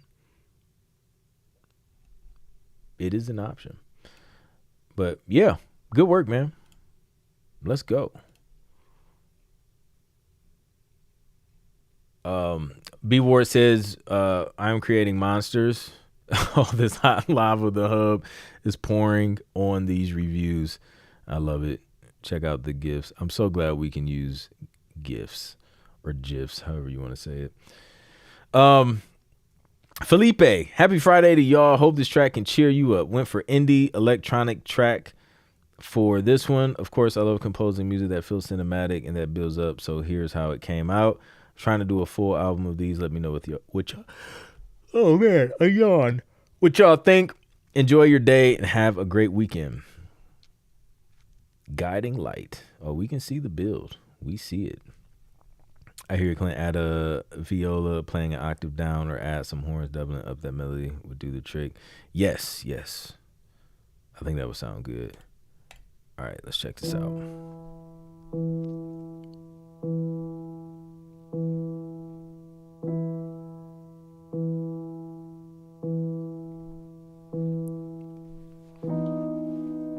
Really nice piano sound.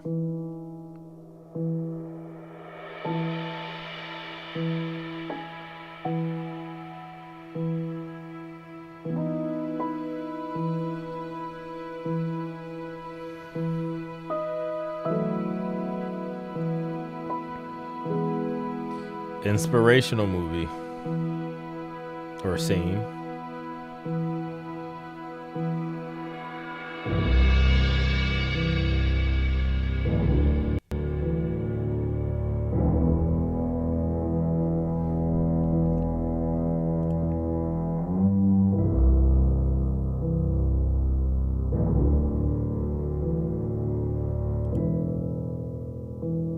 That's what it's feeling like.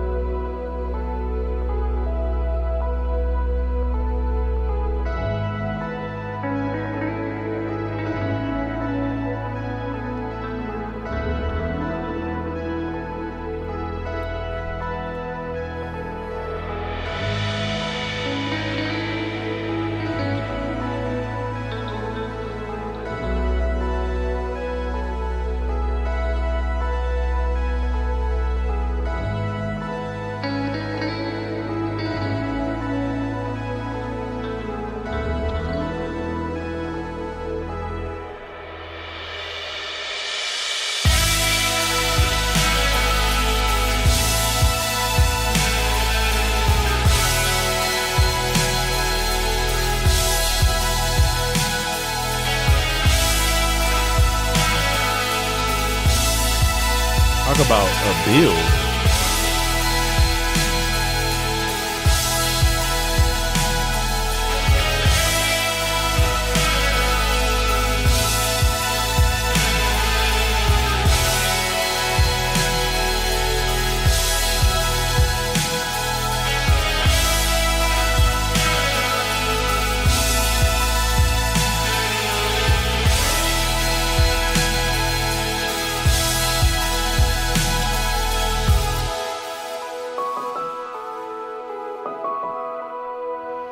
Crazy.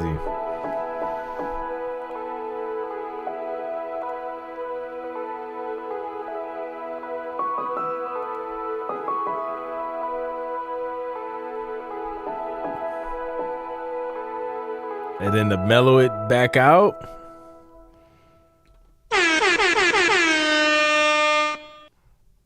That was well executed. That thing is ready. That's a movie. It's a whole scene. It's like a scene where you cry at some point. I feel like it was so motivational and inspiring.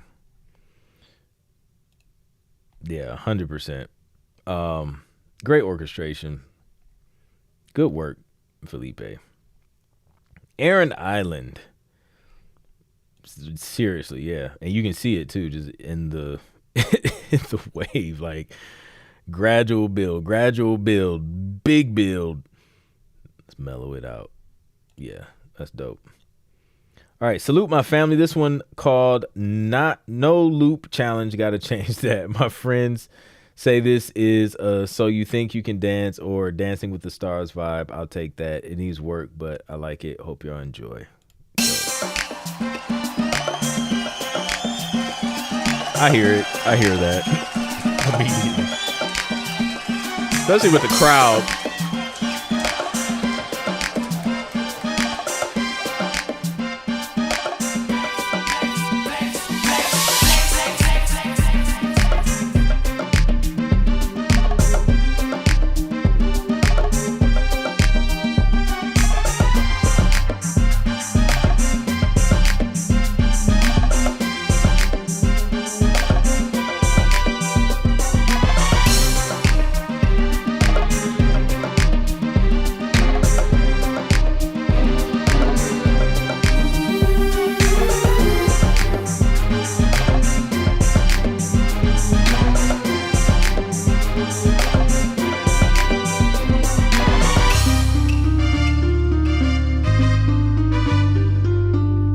Up.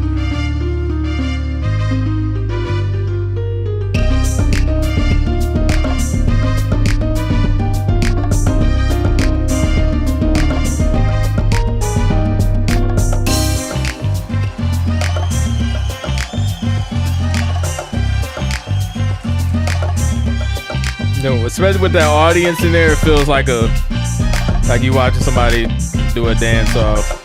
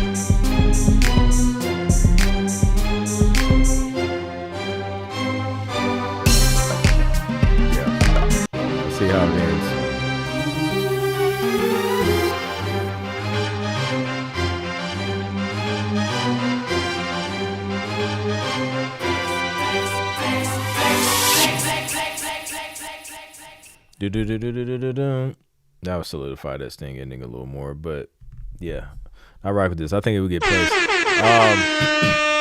One thing I would say, especially once you start creating deliverables, have a mix without the crowd in there. If you're gonna keep that in there, I would make a mix without that. That way they have flexibility. But yeah, good work on that, man. Yep, I finished that joint up and submit. or or do an album with it. But yeah, that's a good one to have for some dance and stuff.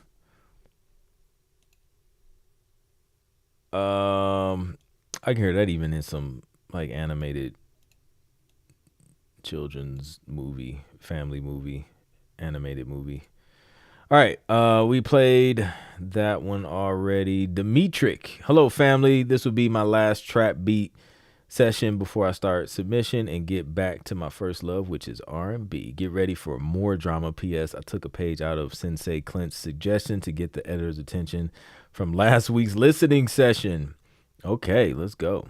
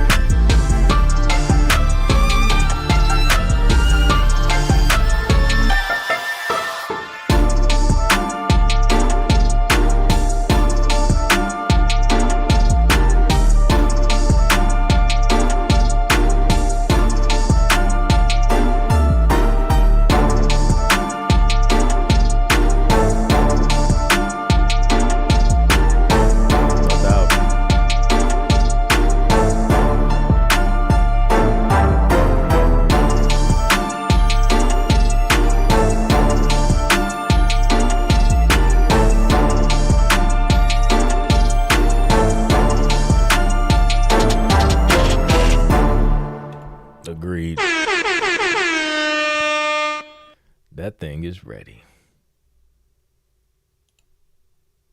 Yeah. That joint's on fire. Love the sound selection, man, on the trap stuff you've been submitting. Yeah.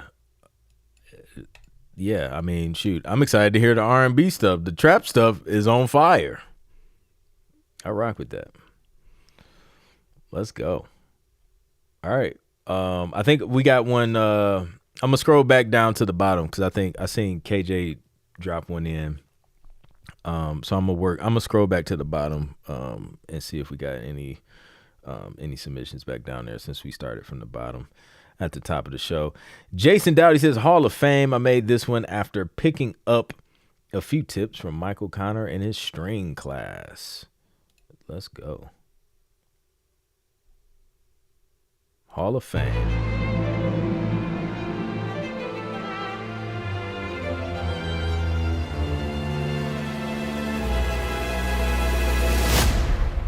Ooh.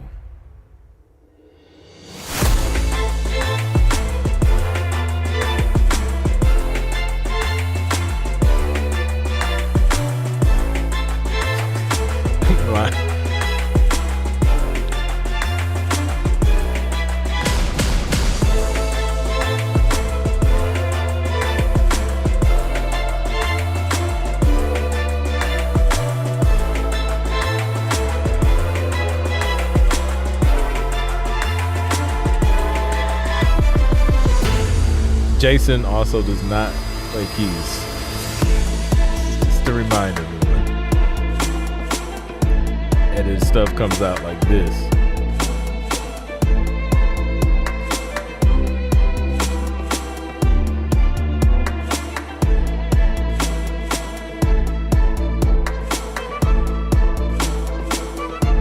This is fire.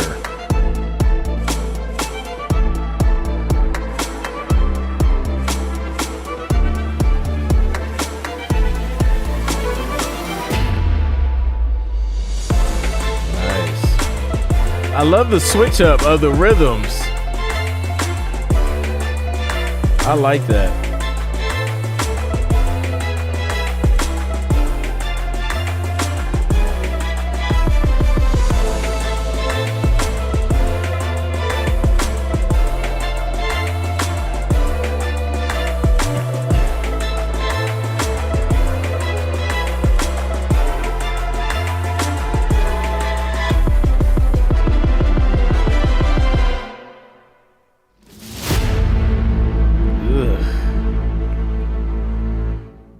Goodness.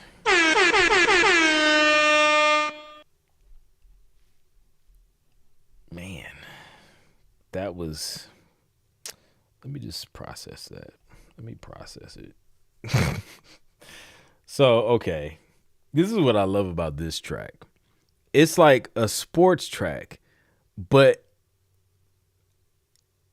I wouldn't naturally think to compose it this way because this was brilliant. Like, it's sports. It'll work for it, but then it like puts it, I feel like it opens it up to like other stuff because it's like it has an like, I don't know, like the strings or whatever is like giving it like this Bridgerton on hip hop vibe, like with, it's just a dope fusion.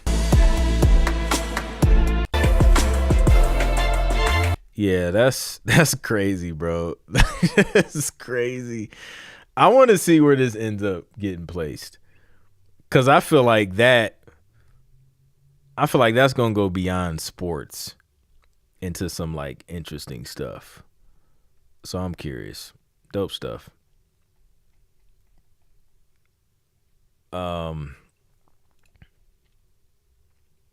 Very stringy. Yeah, that joint's crazy. All right. Good work, Jason. Jay on the road with back-to-back placements. They racking up, man. They just stacking. Frime is up next. What's up, everybody? Good morning. Sharing yet another track from my sport-themed album, Victory Is Ours. This one called White Tee, produced by me, Jeff Nang, featuring cinematic live horns from that boy, Franco. This is more cinematic hybrid trailer vibes. All right, let's check it out.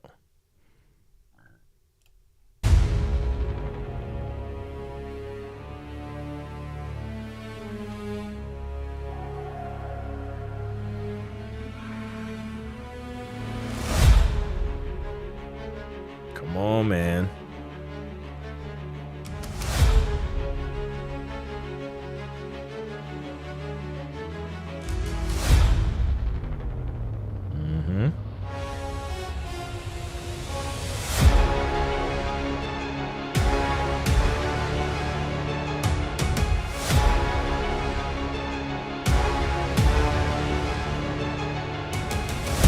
Crazy.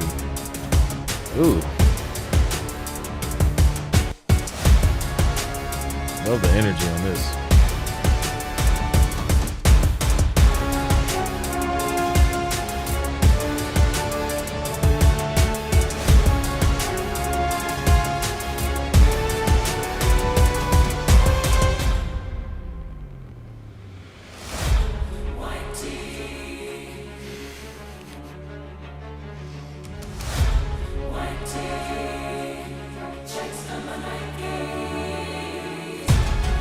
Where y'all get the vocals from?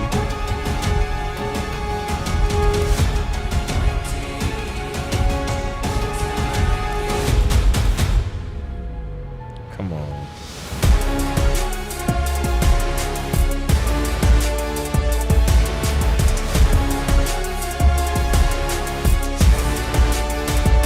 Prime. I love it.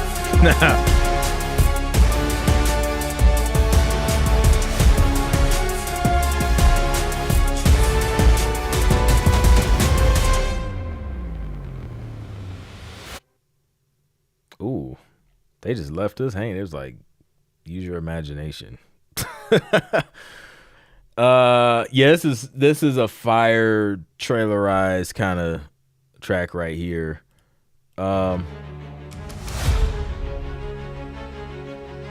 Yeah, I'm rocking with y'all strings tonight too. White Tee in the Desert with Dune. This is hot. Frime showing out. This is fire. He's definitely been in his bag as well. What? Not Whitey. Whitey. That's crazy. Yeah, that joint's crazy. Love the cinematic drums and the vocals. Controller. I gotta check that out. Because that's the one where you can put your own words in there.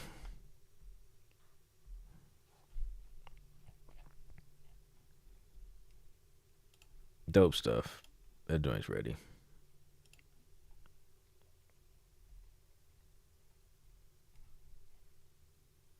Controller for the choir. I need to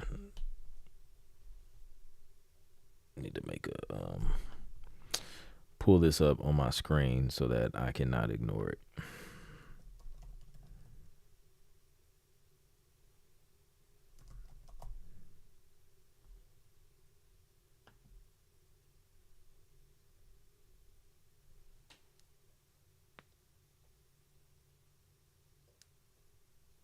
All right. Where we at? We played that one. We got Gabriel. Let's see what he cooked up. Love Me. This artwork always reminds me of just Apple.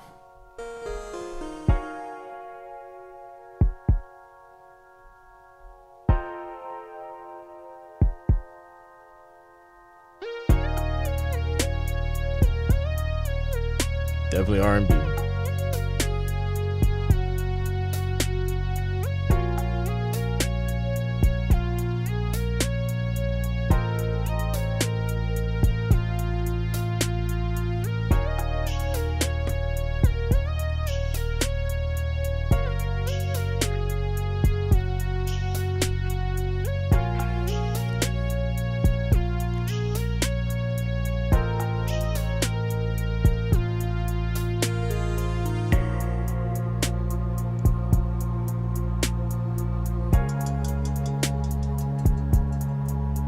This is chill.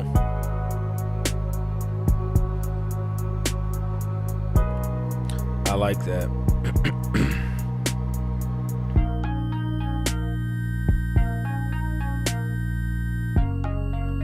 Yep, I got it pulled up now.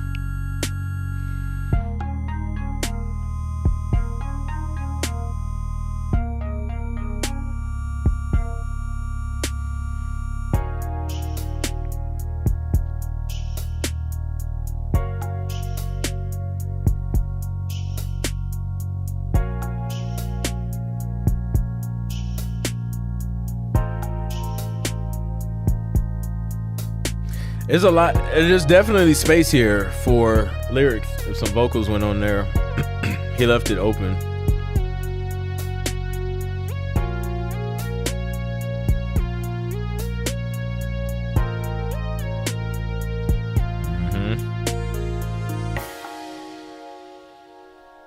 Yep. Yeah, that's smooth. Oops. Nice structure, smooth. Love the harmonic twist. Yeah, it's definitely room for vocals. You sing yourself and layer with different singers to make it a choir. Dope. Yeah, and it's like this is kind of like a mellow, even just like listen to and vibe. Nice something to have in the background. Sync potential, I think it's more so on the slower side, maybe harder to get synced. You probably won't see as many opportunities for something like this, but yeah, I like the production, like the mix. I'm hearing lo-fi 90s R&B, but in the 80s way. Eclectic track. Yep. Got caught in the work and missed this whole live. Oh man. It's it'll be a good one to replay. I'll say that. It'll be a good one. All right. Let's go, Gabriel. Good work. Let's go down to the bottom, make sure we didn't miss anybody before we come back to Miguel's. Let's see. All right. Yep. We got Kevin KJ Johnson. Last week I played some slow R&B, which was on fire and on point. But this week I am stepping out with my first attempt for a dramedy track. Let me know what you think. All right. We got some Kevin KJ Johnson dramedy this week. Let's check it out. Midnight Creeper. Off to a good start already.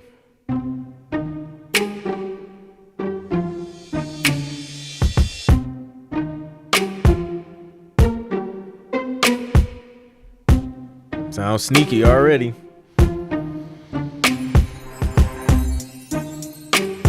Yeah, I like that transition.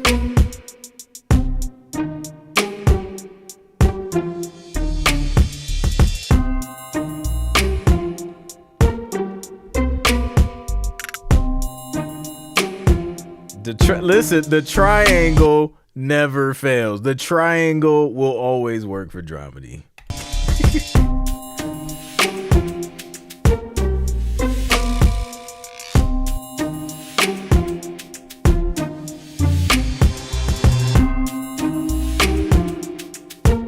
The orchestral percussion kit. That's my go-to kit for dramedy.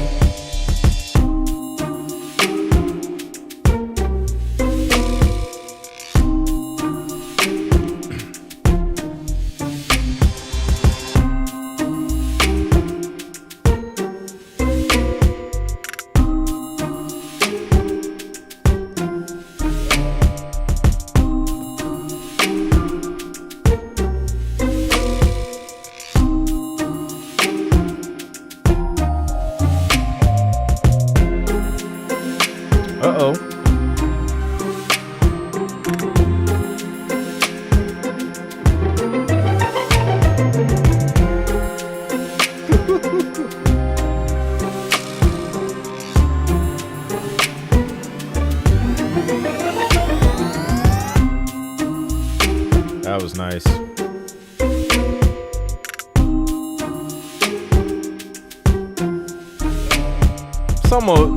This is some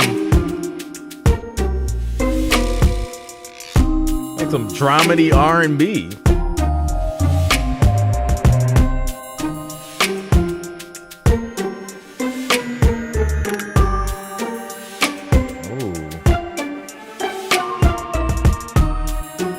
Oh, come on, stop. I gotta stop these key changes. And then brought it back.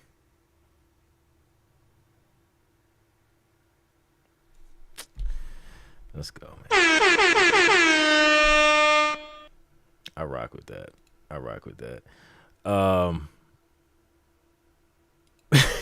KJ got pissed off. What is going on? No, he just literally just started snapping in the track just for no reason. It was just like, you know what? Forget it. We're throwing this in there too. No, this was executed well. Lots of edit points. Editors will have a field day with this for sure. Popping off in the second half, like just went crazy. I'm waiting on it. I thought his first message was gonna be the breakdown, but we gonna wait for it. That creeper had some swag creeping around the house. He did, like, yeah. So now this was great. The orchestral percussion kit, man, stock, just straight stock, will just never fail you. Dramedy stuff, man. It works. It's just all you need. The triangle, the little washboard. What's that little thing called? All All those little sounds, the little mini cymbals. That stuff is so fun. Yeah, good work, KJ. I mean, especially for the first attempt at dramedy, I think you nailed it. I heard C minor, then up to E flat minor, then back to C minor at the end. Can't beat that progression from one note up a minor third. Yeah, killed it. And then Michael called it. Kazoo. All right. All right, let's see. We got Miguel. Before we play Miguel, let's get a poll. Let's get a poll popping.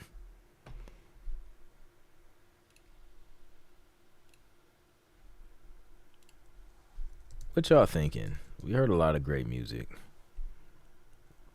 But what are y'all thinking? Who y'all got tonight? Cause everybody was snapping for real.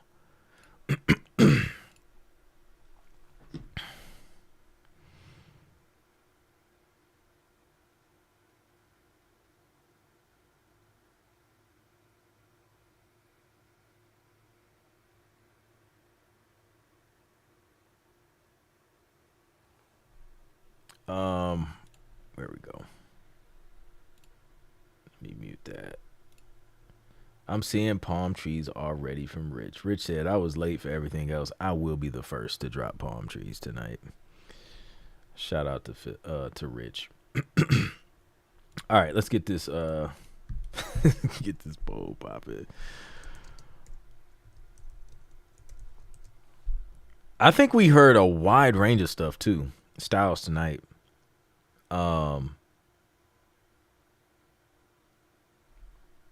We heard a lot of different.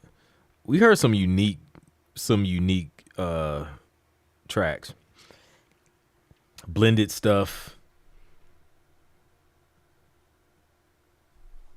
Janelle with the underwater mystery stuff. James, Janelle, Jason, KJ, Cleo, Felipe, Janelle, Jason, Felipe, Frime, Jamal, Cleo.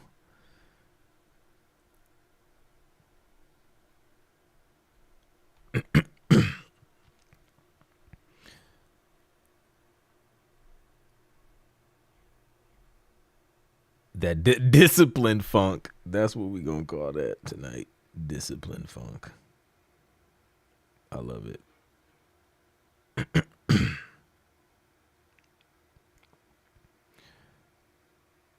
All right, let's see.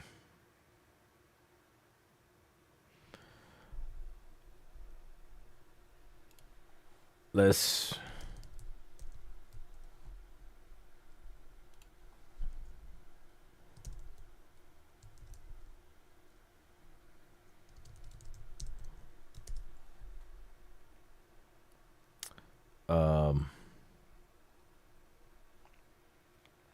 yeah, it's yeah.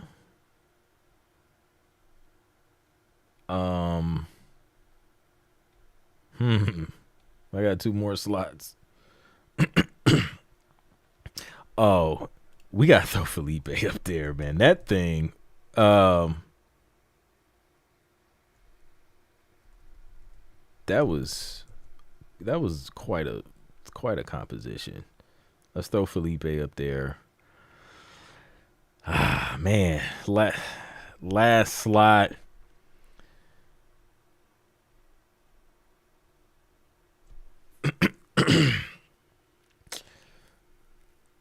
Sheesh. Let's throw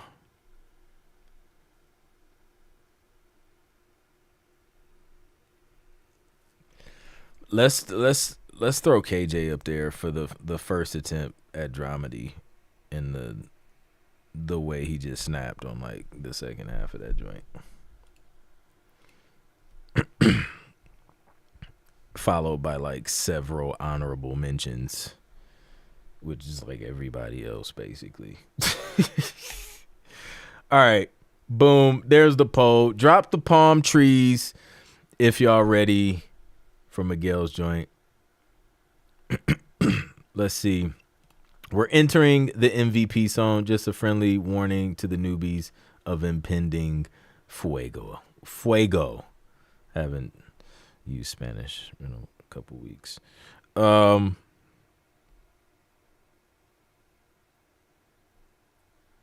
Wait, was that? Oh, wait. No, this is the official one. This is the official disclaimer. All right. Let's go.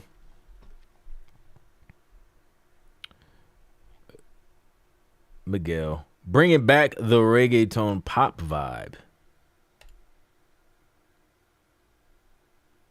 Boom. What is it? Bailar Contigo?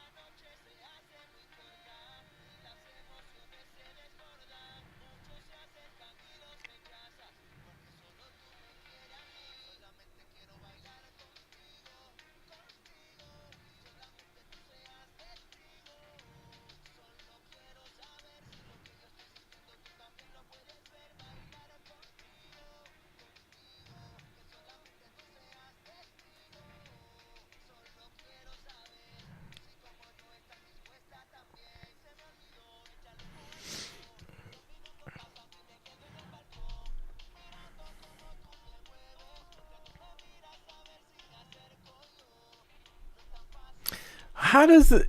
Okay.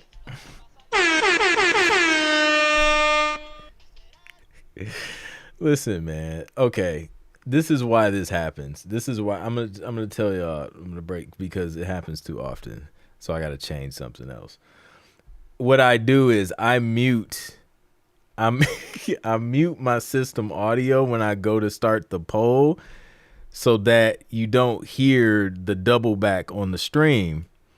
So I mute the system audio and I never unmute it and I just start playing. And then next thing you know, I'm rocking out by myself and nobody else hears it.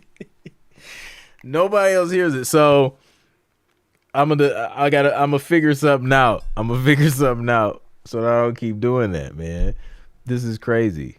Like this has been a habit. This has been a habit. All right. I got it fixed. Let's start it from the top. Next week, my challenge is to not do this. ¿Cómo estás? Solamente quieres bailar. Ya hace rato me andas buscando y de lejos te ando mirando, contemplando que la noche se hace muy corta y las emociones se desbordan. Muchos se acercan y los rechazas porque solo tú me quieres a mí. Solamente quiero bailar contigo, contigo, que solamente tú seas testigo. Solo quiero saber si lo que yo estoy sintiendo tú también lo puedes ver. Bailar contigo, contigo, que solamente tú seas testigo. Solo quiero saber si como yo estás dispuesta también. Se me olvidó echar el ojo al reloj. Los minutos pasan y me quedo en el balcón mirando cómo tú te mueves mientras tú me miras a ver si me acerco yo. No es tan fácil como parece. Cada minuto que pasa los nervios crecen. Ay, ¿qué será de ti? ¿Qué será de mí? Si no me acerco a ti, El tiempo pasa muy lento y no puedo aguantar. Solo quiero bailar. Solamente quiero bailar contigo, contigo, que solamente tú seas testigo. Solo quiero saber si lo que yo estoy sintiendo tú también lo puedes ver. Bailar contigo, contigo, que solamente tú seas testigo. Solo quiero saber si como yo estás dispuesta también. Me acerqué, dime cuál es tu nombre. Puede que con tu respuesta yo me asombre. Solo te quiero conocer y si tú estás dispuesta quiero bailar también. Te noté desde lejos tirando señales pero sin ningún complejo. No me pude aguantar y me tuve que acercar. De una manera me tienes que explicar. Te noté desde lejos, tirando señales pero sin ningún complejo. No me pude aguantar y me tuve que acercar. De una manera me tienes que explicar. Solamente quiero bailar contigo, contigo. Que solamente tú seas testigo. Solo quiero saber si lo que yo estoy sintiendo tú también lo puedes ver. Bailar contigo, contigo. Que solamente tú seas testigo. Solo quiero saber si como yo estás dispuesta también.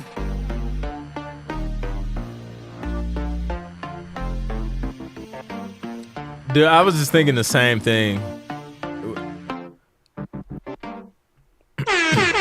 His vocals are so, like, everything is sitting where it needs to sit in terms of his lead vocal and his background vocals. And it's just refined.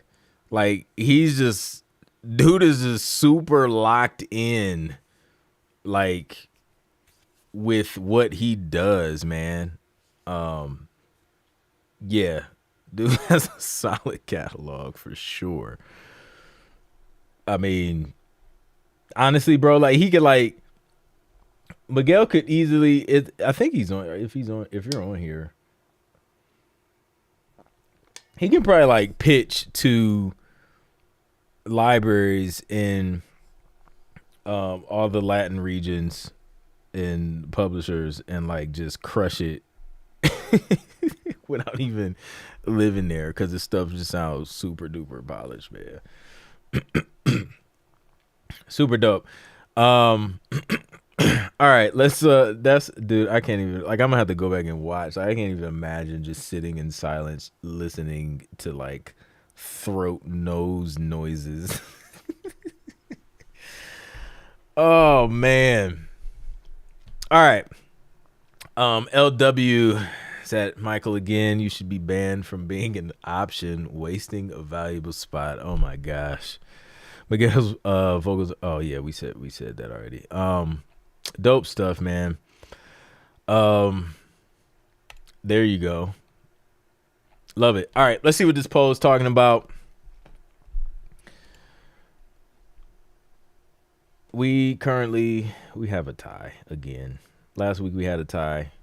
It's between Felipe and Janelle. They both pulled on our emotions, just in different ways. Who will it be? But then KJ's in at third. We got Magoo following up after KJ. It's close, man. It's close.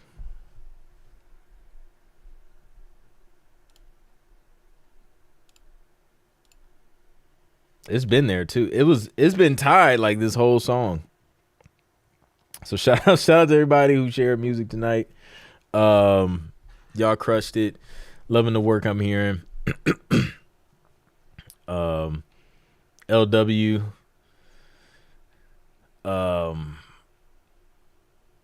She broke the tie last week. She already voted. She can't even break it.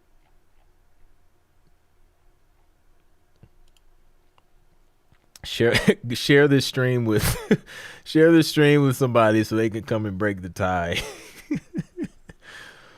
Jason voted for flares. We haven't heard any flares in a while. Flares is probably, there's no telling what he's working on right now. Let's get these placements. All right. Hey, Janelle and Felipe, you guys win together. How about that? You win together. Teamwork. All right, man. This was dope. Shout out to everybody, man, who submitted music. Thank you guys for rocking with us for another Sync Producer Live. If you're not a part of Sync Producer Hub, the link is in the description. Learn how to get your music in TV. Learn how to get paid for it. And come hang out with cool people like us all week. That's it, man. I'm out. Let's get back to work and crush it. Shout out to everybody who's working on the March Madness stuff. We played a lot of sports stuff tonight. So I'm excited to see who can grab some placements this March Madness season. Because March is Sunday. Then it kind of it goes into like April, right? So fun. Let's see. All right, y'all. Have a good weekend. I'll catch y'all on the next one. Peace.